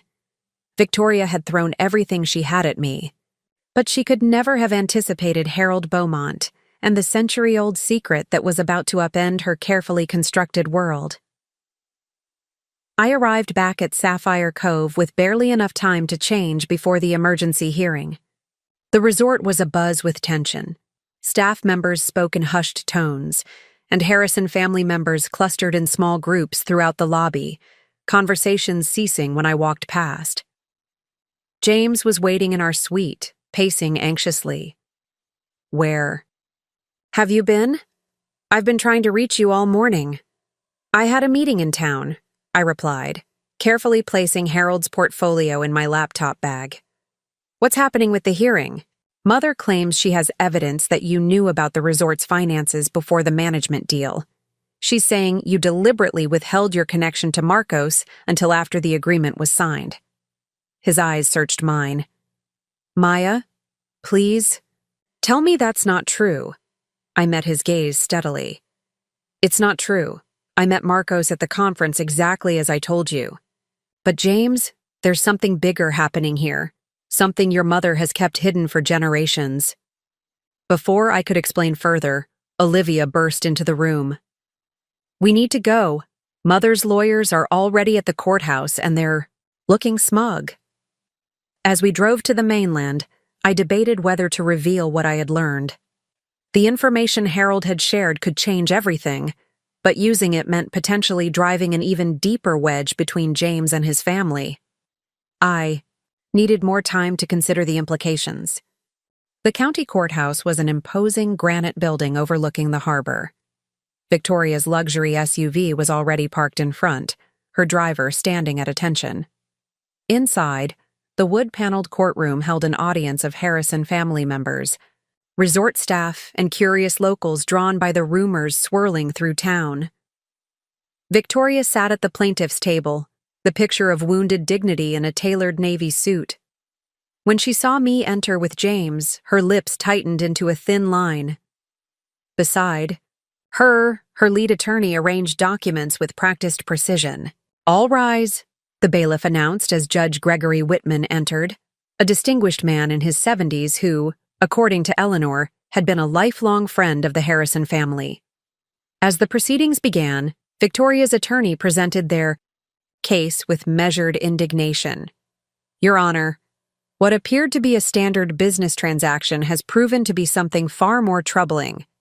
Mrs. Chen Harrison deliberately concealed her connection to Sustainable Futures and used her position as a Harrison family member to access confidential information about the resort's operations. He produced an affidavit from a waiter who claimed to have overheard me discussing Sapphire Cove's finances with Marcos at the climate conference, months before the acquisition. This is absurd, Marcos whispered to me. I'd never even heard of Sapphire Cove before you mentioned it after the conference. Our attorney rose to object, pointing out the hearsay nature of the evidence, but Judge Whitman allowed it. The court will determine its relevance and weight, he said, though his sideways glance at Victoria suggested he had already decided. As the proceedings continued, I felt the balance shifting against us. Judge Whitman consistently ruled in Victoria's favor on procedural matters, and the local audience seemed swayed by the portrayal of me as an opportunistic outsider, taking advantage of a beloved community institution. During a brief recess, I stepped into the hallway for air, finding myself face to face with Victoria. You should save yourself the humiliation and withdraw now, she said, her voice low but triumphant. You'll never win in this town, Maya. These people have known the Harrisons for generations. Known the Harrisons or feared them, I countered. Tell me, Victoria, does anyone here know about the Beaumonts? The color drained from her face. What did you say? The Beaumonts, your mother's family. The original owners of the island before the Harrisons took it during the Depression. Victoria glanced around quickly, confirming we were alone. Where did you hear that name? I had an interesting conversation with Harold Beaumont this morning. He shared some fascinating documents about the island's ownership, particularly regarding the lighthouse property. Victoria's composure cracked, revealing something I had never seen in her before. Fear. Harold Beaumont is a bitter old man clinging to family myths. The survey maps don't look like myths to me, I replied calmly. Neither do the financial records showing how you've been manipulating the resort's books to prevent triggering the reversion clause. For a moment, Victoria looked genuinely shaken. Then, like a mask sliding back into place, her features hardened into cold determination. You have no idea what you're playing with, Maya. Some doors should remain closed for everyone's sake, including James's. Don't you think your son deserves to know the truth about his family legacy? Victoria stepped closer, her voice dropping to a whisper. My son already carries the burden of the Harrison name. I've spent my life protecting him, protecting all of them, from mistakes of the past. I won't let you destroy that protection out of spite. This isn't about spite, I insisted. It's about truth. It's about the future of Sapphire Cove.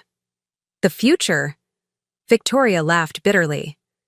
You talk about the future while digging up graves from a century ago. What do you hope to accomplish? Turning my son against me? Clearing the Beaumont's name after decades? What's your endgame, Maya? The question caught me off guard. What was my endgame? Revenge against Victoria? Validation of my place in the Harrison world?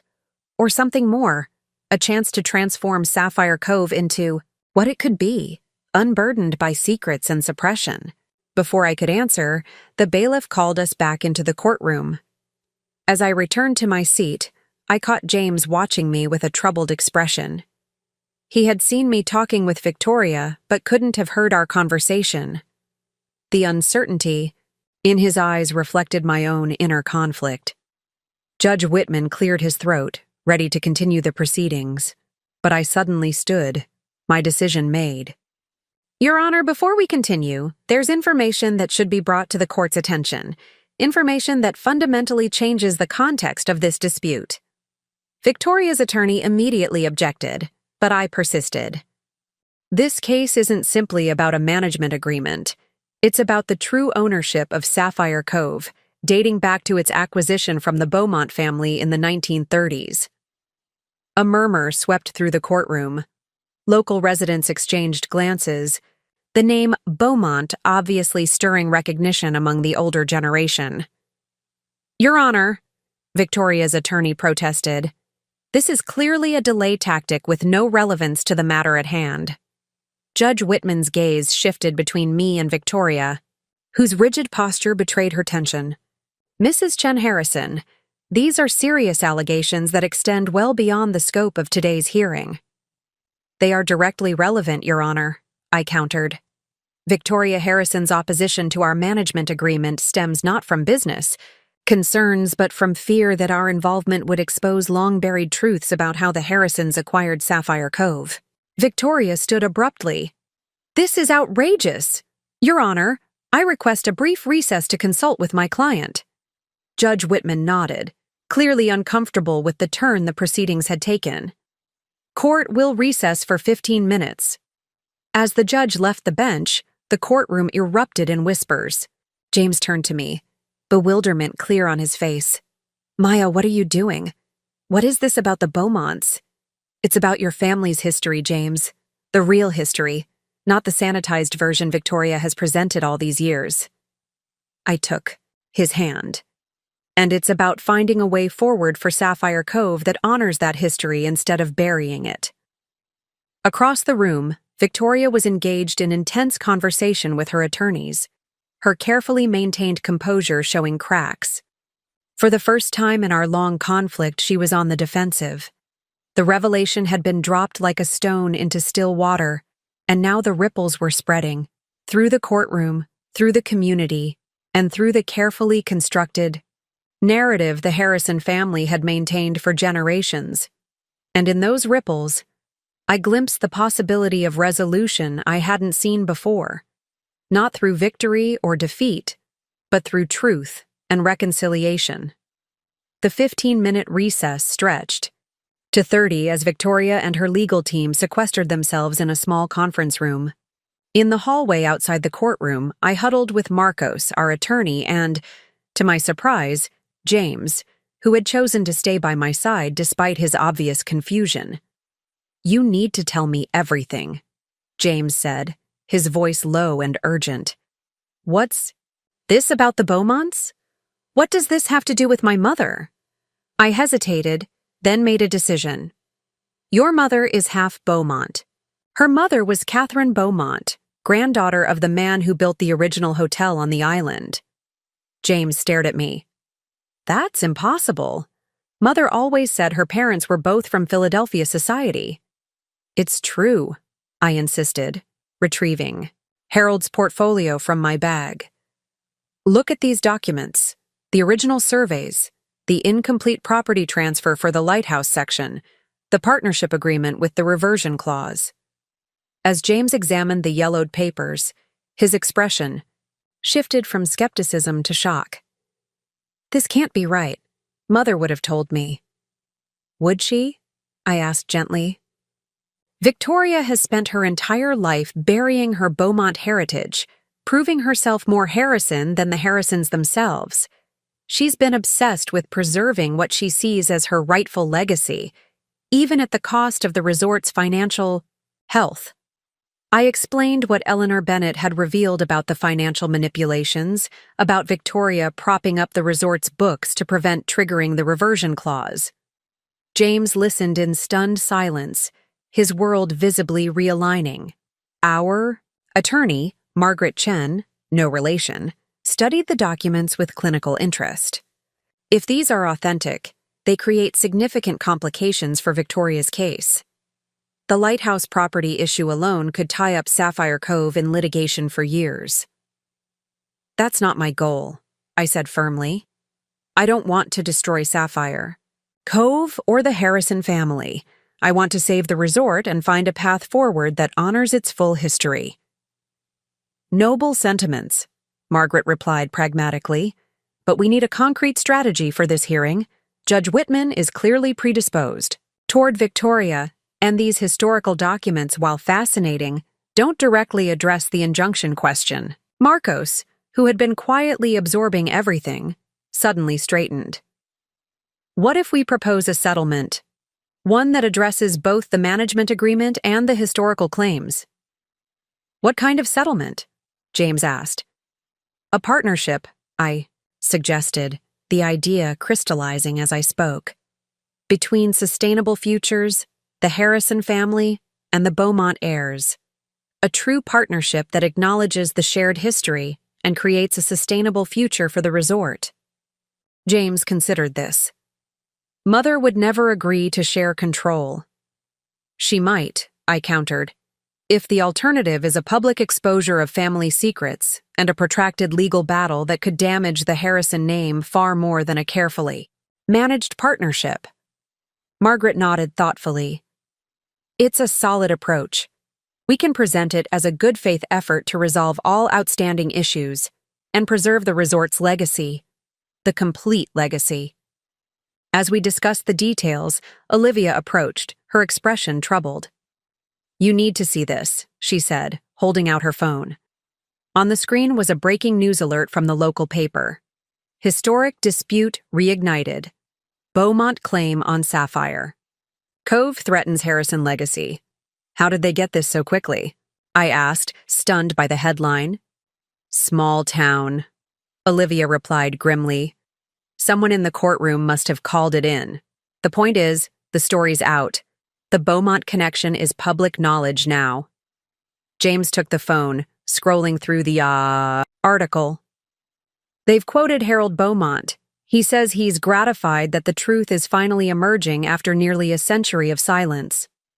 The courthouse doors opened, and an elderly man entered, leaning on a carved wooden cane.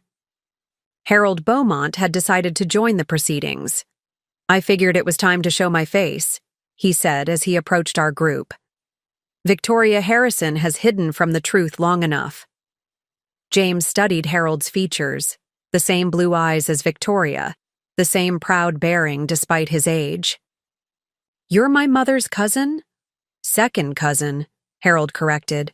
Our grandmothers were sisters. Victoria knows who I am, though she's pretended otherwise her entire life.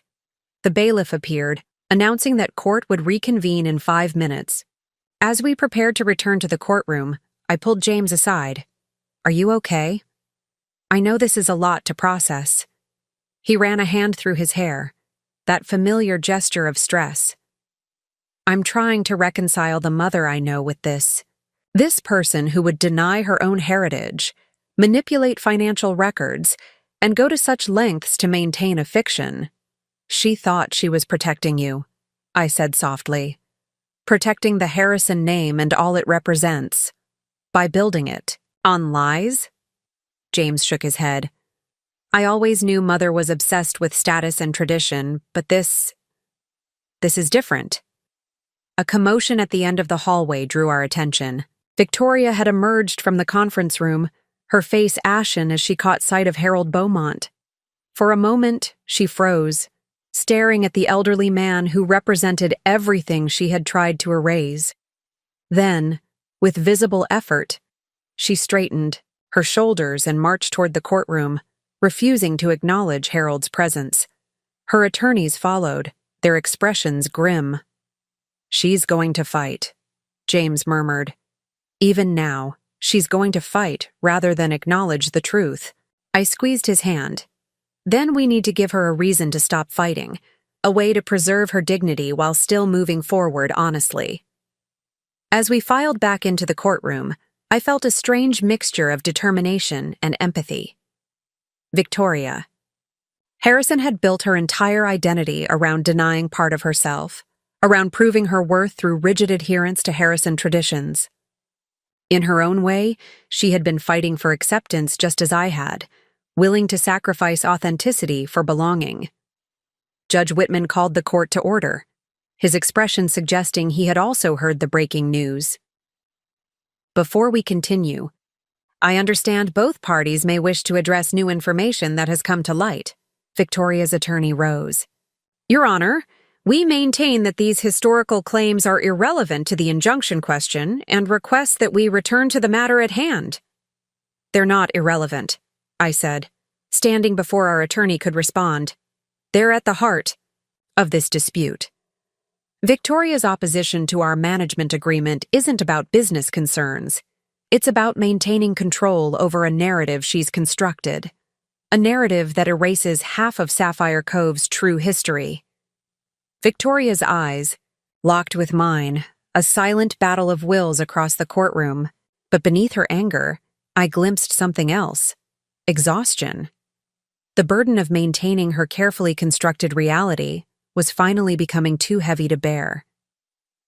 Your Honor, I continued, we would like to propose a settlement that addresses both the management agreement and these historical claims. A partnership that honors the complete legacy of Sapphire Cove, both Harrison and Beaumont. Judge Whitman raised an eyebrow. Mrs. Harrison, would you be willing to entertain such a proposal? All eyes turned to Victoria. The courtroom held its breath, waiting for her response. In that moment of suspended animation, the weight of decades of secrets and suppression hung in the balance. Victoria Harrison stood at a crossroads, forced to choose between continuing her lifelong battle against the truth or finally embracing the complex reality of her heritage. And in her choice lay the future of Sapphire Cove, and perhaps the future of my relationship with the family I had married into. The courtroom remained silent as Victoria stood, her expression unreadable. When she finally spoke, her voice carried the weight of decades. Your Honor, I request a brief adjournment to discuss this proposal with my attorneys. Judge Whitman nodded, clearly relieved to delay further public airing of Harrison family secrets. Court will reconvene tomorrow morning at 9. I strongly encourage both parties to use this time to reach an amicable resolution. As the judge departed, Victoria's gaze swept across the courtroom, landing on Harold Beaumont. For a moment, something passed between them. Recognition, perhaps, or the shadow of a shared history. Then she turned sharply and exited through a side door, her legal team hurrying after her. Outside the courthouse, reporters had gathered, drawn by the breaking story. James took my arm, guiding me past them toward our waiting car. We need to talk to my mother, he said firmly. Not tomorrow, not after she's had time to retrench. Now. Are you sure? She might not be receptive. I'm sure. His jaw was set with determination I'd rarely seen. This ends today, one way or another. Back at Sapphire Cove, we found the main building in turmoil. Staff members whispered in corners while Harrison family members argued in hushed clusters. The story had spread through the resort like wildfire, igniting generations of suppressed rumors. Victoria had retreated to her private office in the East Wing, a sanctuary few were permitted to enter. When James knocked, there was no response. He tried the handle and found it unlocked. The office was quintessentially Victoria, elegant, immaculate, with every item precisely placed. Victoria herself stood by the window overlooking the ocean, her back to the door. She didn't turn as we entered. "I suppose you've come to gloat," she said, her voice brittle. "No," I replied softly. "We've come to talk. Really talk, perhaps, for the first time." James stepped forward. "Mother, why didn't you tell me about the Beaumonts? About who you really are?" Victoria finally turned, her composure cracking to reveal a vulnerability I'd never witnessed. "Who I really am. I am Victoria Harrison. I have spent my entire life being Victoria Harrison." "And denying Catherine Beaumont's daughter," James countered. Victoria flinched as if struck. "You don't understand. You couldn't possibly understand what it was like, watching my mother struggle with the shame of being part of a family that lost everything, that was pushed out of their own home. The whispers, the pity, the constant reminder that I wasn't." "Quite a true Harrison. So you buried that part of yourself," I said. "And with it, the truth about Sapphire Cove." "I protected our legacy," Victoria's voice rose. "I preserved what generations of Harrisons built." "But at what cost?" I asked, moving to stand beside James. "The resort is failing, Victoria. Your determination to maintain traditions is driving it into the ground." For a moment, Victoria's mask slipped completely, revealing the exhausted woman beneath. "What would you have me do? Surrender the island my husband's family built to strangers? To you?" "Not surrender," I said. "Partner. Create something new that honors both the Harrison and Beaumont legacies." James took his mother's hand, an intimacy I'd rarely seen between them. "Mother, Maya and I have discussed it.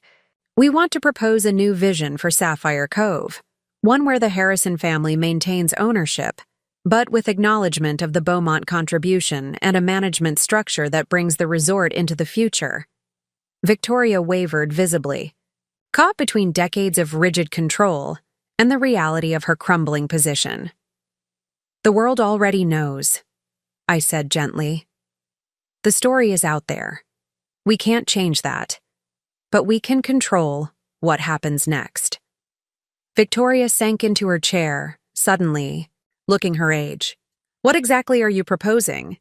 As James outlined our plan, a partnership between the Harrison family, Sustainable Futures, and a trust representing the Beaumont heirs, with a museum space dedicated to the island's complete history, I watched Victoria's expression shift from resistance to reluctant consideration. "The alternative," I added carefully, "is years of litigation, public scrutiny of private family matters, and the continued financial decline of Sapphire Cove."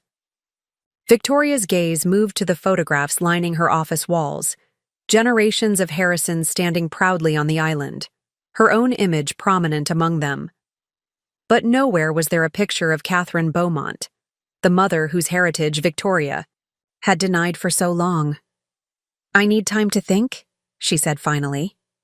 As we left her office, I realized we had witnessed something few had ever seen, Victoria Harrison considering compromise. It wasn't surrender, not yet, but it was a crack in the fortress she had maintained for decades. In the hallway, James pulled me close. "Whatever happens next," he whispered, "we face it together. No more choosing sides." For the first time since arriving at Sapphire Cove, I felt not like an adversary or an outsider, but like a partner in creating a new future for this troubled paradise. A future built not on exclusion and secrets, but on honesty and inclusion. The bold action had been taken, the truth had been spoken. Now we would see if Victoria Harrison could finally make peace with her complete identity and allow Sapphire Cove to do the same. Morning arrived with an ominous stillness. Overnight, the story had exploded beyond the local paper to regional news outlets. Harrison-Beaumont feud resurfaces, read one headline. Luxury resort's secret history revealed, proclaimed another. Reporters had gathered at the dock, awaiting boats to the island. James and I were having coffee on our suite's balcony when Olivia burst in, her expression alarmed. "Mother's gone," she said breathlessly. "She left the island before dawn. Her suite is empty.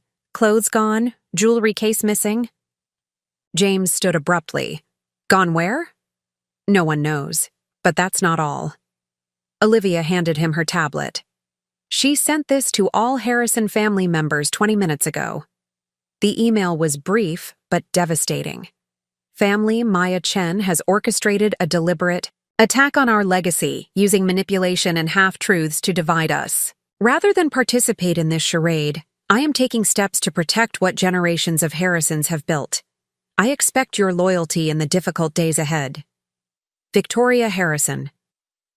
"What does she mean by taking steps?" I asked, a sense of foreboding washing over me. My phone rang. Marcos, his voice tight with urgency. "Victoria's lawyers just filed emergency motions in 3 different courts. They're claiming fraud, breach of fiduciary duty, and unauthorized use of Harrison intellectual property. They've also contacted all our major investors with allegations that could trigger withdrawal clauses." "She's scorching the earth," James murmured, disbelief coloring his voice. "There's more," Marcos continued.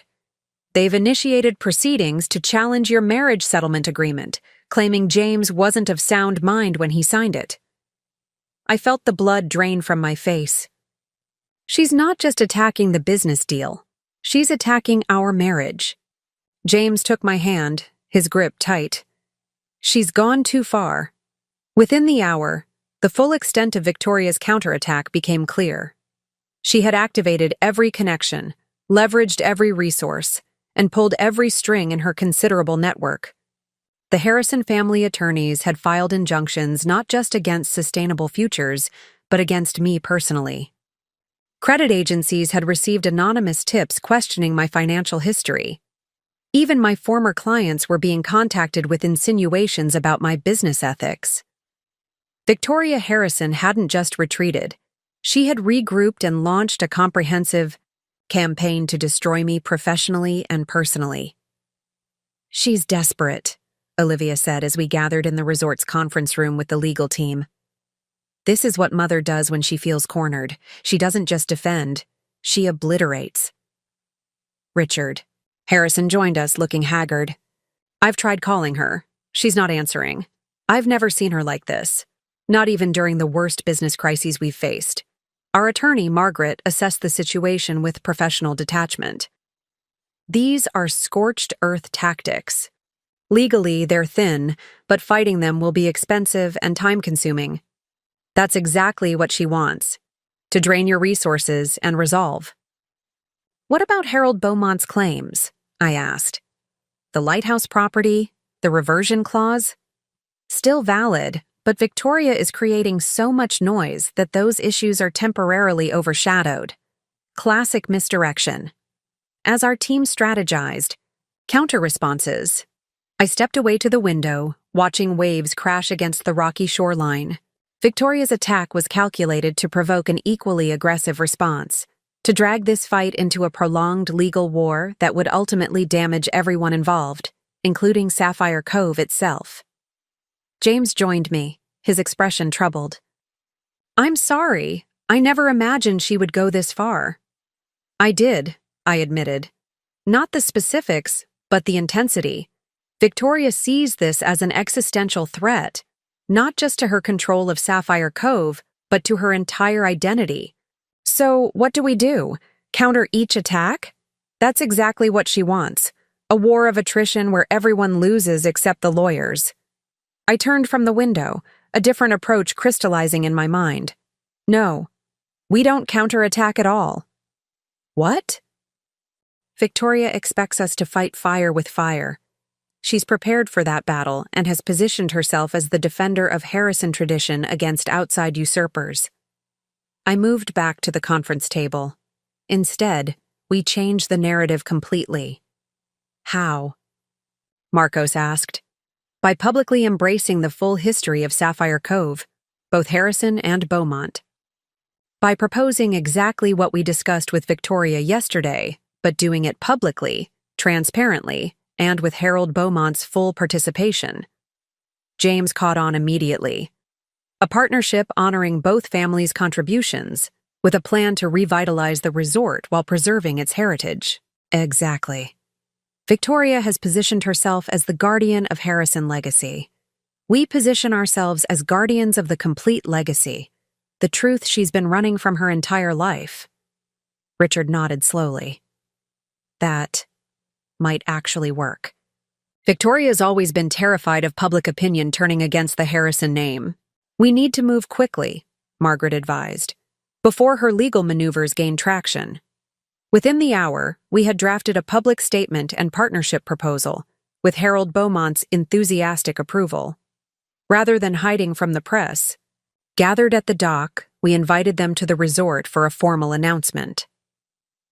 By mid-afternoon, the grand lobby of Sapphire Cove was filled with journalists, local residents, and curious staff members. Harold Beaumont stood proudly at the podium, his weathered face solemn as he described his family's original vision for the island. James followed, acknowledging both the Harrison achievements and the historical injustice that had tainted the resort's beginnings. When my turn came, I focused not on Victoria's attacks, but on the future, a sustainable, inclusive vision for Sapphire Cove that honored its complex past while embracing innovation. The Beaumont-Harrison partnership would establish a trust to manage the resort, with representatives from both families, sustainable futures, and the local community. As cameras flashed and reporters scribbled notes, I felt a subtle shift in the atmosphere, from scandal and conflict to possibility and reconciliation. Victoria had expected us to respond with anger and accusation. Instead, we had offered healing and inclusion. The press conference was still ongoing when Richard's phone buzzed with a message. He checked it, then wordlessly passed it to James, whose eyes widened. "It's from Mother," he whispered to me. "She's watching the live stream." The message was brief. "Meet me at the lighthouse, alone, both of you." As the press conference concluded, James and I exchanged glances. Victoria's counterattack had failed to provoke the bitter legal battle she had anticipated. Now she was calling us to the one place on the island most symbolic of the hidden truth. The lighthouse that had never legally belonged to the Harrisons. "Do we go?" James asked. "Yes," I replied without hesitation. This was never about winning a fight. It was about finding a resolution. As we walked the winding path to the northern point where the lighthouse stood, I felt a curious sense of calm. Whatever awaited us there, Victoria's surrender or her final stand, we would face it together. The white lighthouse rose against the blue sky, its beacon having guided sailors safely to shore for over a century. And at its base stood Victoria Harrison, alone and waiting, a solitary figure at the crossroads of past and future, secrets and truth, conflict and resolution. The lighthouse stood sentinel against the darkening sky, its weathered white exterior gleaming in the late afternoon sun. Victoria waited at its base, her normally perfect appearance showing signs of strain, hair slightly disheveled by the coastal wind, eyes rimmed with exhaustion. As we approached, I noticed she clutched a worn leather portfolio similar to Harold's. Her expression was unreadable, a mixture of defiance and something I'd never seen in her before. Uncertainty. "I watched your press conference," she said without preamble. "Quite the performance." "It wasn't a performance, Mother," James replied. "It was the truth." Victoria's gaze shifted to the lighthouse behind her. "Do you know why I asked you to meet me here, of all places?" "Because it's the property with disputed ownership," I suggested, She shook her head. Because this is where my mother would bring me as a child, before she married into the Harrison family, before she was forced to hide her Beaumont heritage. Her voice softened with an unfamiliar vulnerability. She would tell me stories about her grandfather who built the first hotel, about how the lighthouse saved countless lives during the Great Storm of 1901. James moved closer. Why didn't you ever tell me any of this? Because I was protecting you. Victoria's composure cracked. Do you have any idea what it was like? Being half Beaumont in a family that had systematically destroyed the Beaumonts? I watched my mother slowly fade away, crushed under the weight of Harrison expectations, always reminded that she married up, that she should be grateful. Victoria opened the portfolio, withdrawing a faded photograph, a young woman with Victoria's eyes standing proudly at the lighthouse door. This was my mother, before she became Catherine Harrison and learned to hide who she really was. I swore I would never suffer as she did. I would be more Harrison than any Harrison by blood. So you erased the Beaumonts completely, I said quietly. Including the part of yourself that came from them. I did what was necessary to survive, to thrive. Victoria's eyes flashed. And I built Sapphire Cove into what it is today through sheer force of will. You also drove it to the brink of financial ruin, James countered gently. Mother, the resort is failing under the weight of tradition without innovation. Maya's plan, our plan, could save it. By exposing everything I've spent a lifetime burying. Victoria laughed bitterly. By making me admit that I'm descended from the very people the Harrisons ruined? No, I said, stepping forward. By honoring the complete legacy of this place. Harrison and Beaumont. By acknowledging that Sapphire Cove was born from both families, and its future should include both traditions. Victoria studied me, her expression calculating. And you expect me to simply accept this public humiliation? To stand aside while you rewrite the history I've carefully maintained? It's not humiliation to acknowledge the truth, James said. It's strength, the kind of strength you taught me to value. For a moment, Victoria seemed to waver, decades of rigid control battling against exhaustion and the undeniable reality of her situation. Then her spine straightened, her chin lifted in that familiar gesture of Harrison pride. I've spent 65 years being Victoria Harrison. I won't apologize for protecting my family's legacy, for maintaining standards in a world increasingly content with mediocrity. No one is asking you to apologize, I replied. We're asking you to help shape Sapphire Cove's future, a future that honors both sides of your heritage. By partnering with you? Victoria's tone was skeptical. The woman who orchestrated this, take over behind my back? Yes, I met her gaze directly. Because despite everything, we both love this place. We both want to see it thrive. And we're both outsiders who married into the Harrison name. The difference is, I never tried to erase who I was to prove I belonged. Victoria flinched as if struck. For several moments she said nothing, her gaze moving from the lighthouse to the resort buildings visible in the distance, then finally to James. And you? Where do you stand in all this? James took my hand, his grip firm and reassuring. With Maya, with the future of Sapphire Cove, but also with you, Mother, if you're willing to move forward honestly. Victoria closed the portfolio containing her mother's photograph, her expression softening almost imperceptibly. Harold Beaumont told you about the lighthouse property, I assume? I nodded. And about the reversion clause in the original agreement. Then you know you have legal leverage, Victoria acknowledged, even without public sentiment turning against the Harrison name. This isn't about leverage, I insisted. It's about finding a solution that works for everyone, including you. Victoria turned toward the lighthouse, silent for several long moments. When she spoke again, her voice carried a weariness that belied her rigid posture. For 65 years, I've defined myself by what I wasn't. Not a Beaumont, not an outsider, not someone who needed to prove her worth. She faced us again, her expression resolute. I don't know how to be anything else. You don't have to stop being Victoria Harrison, James said gently. You just have to allow room for Catherine Beaumont's daughter as well. The wind picked up, whipping around the lighthouse with a mournful whistle.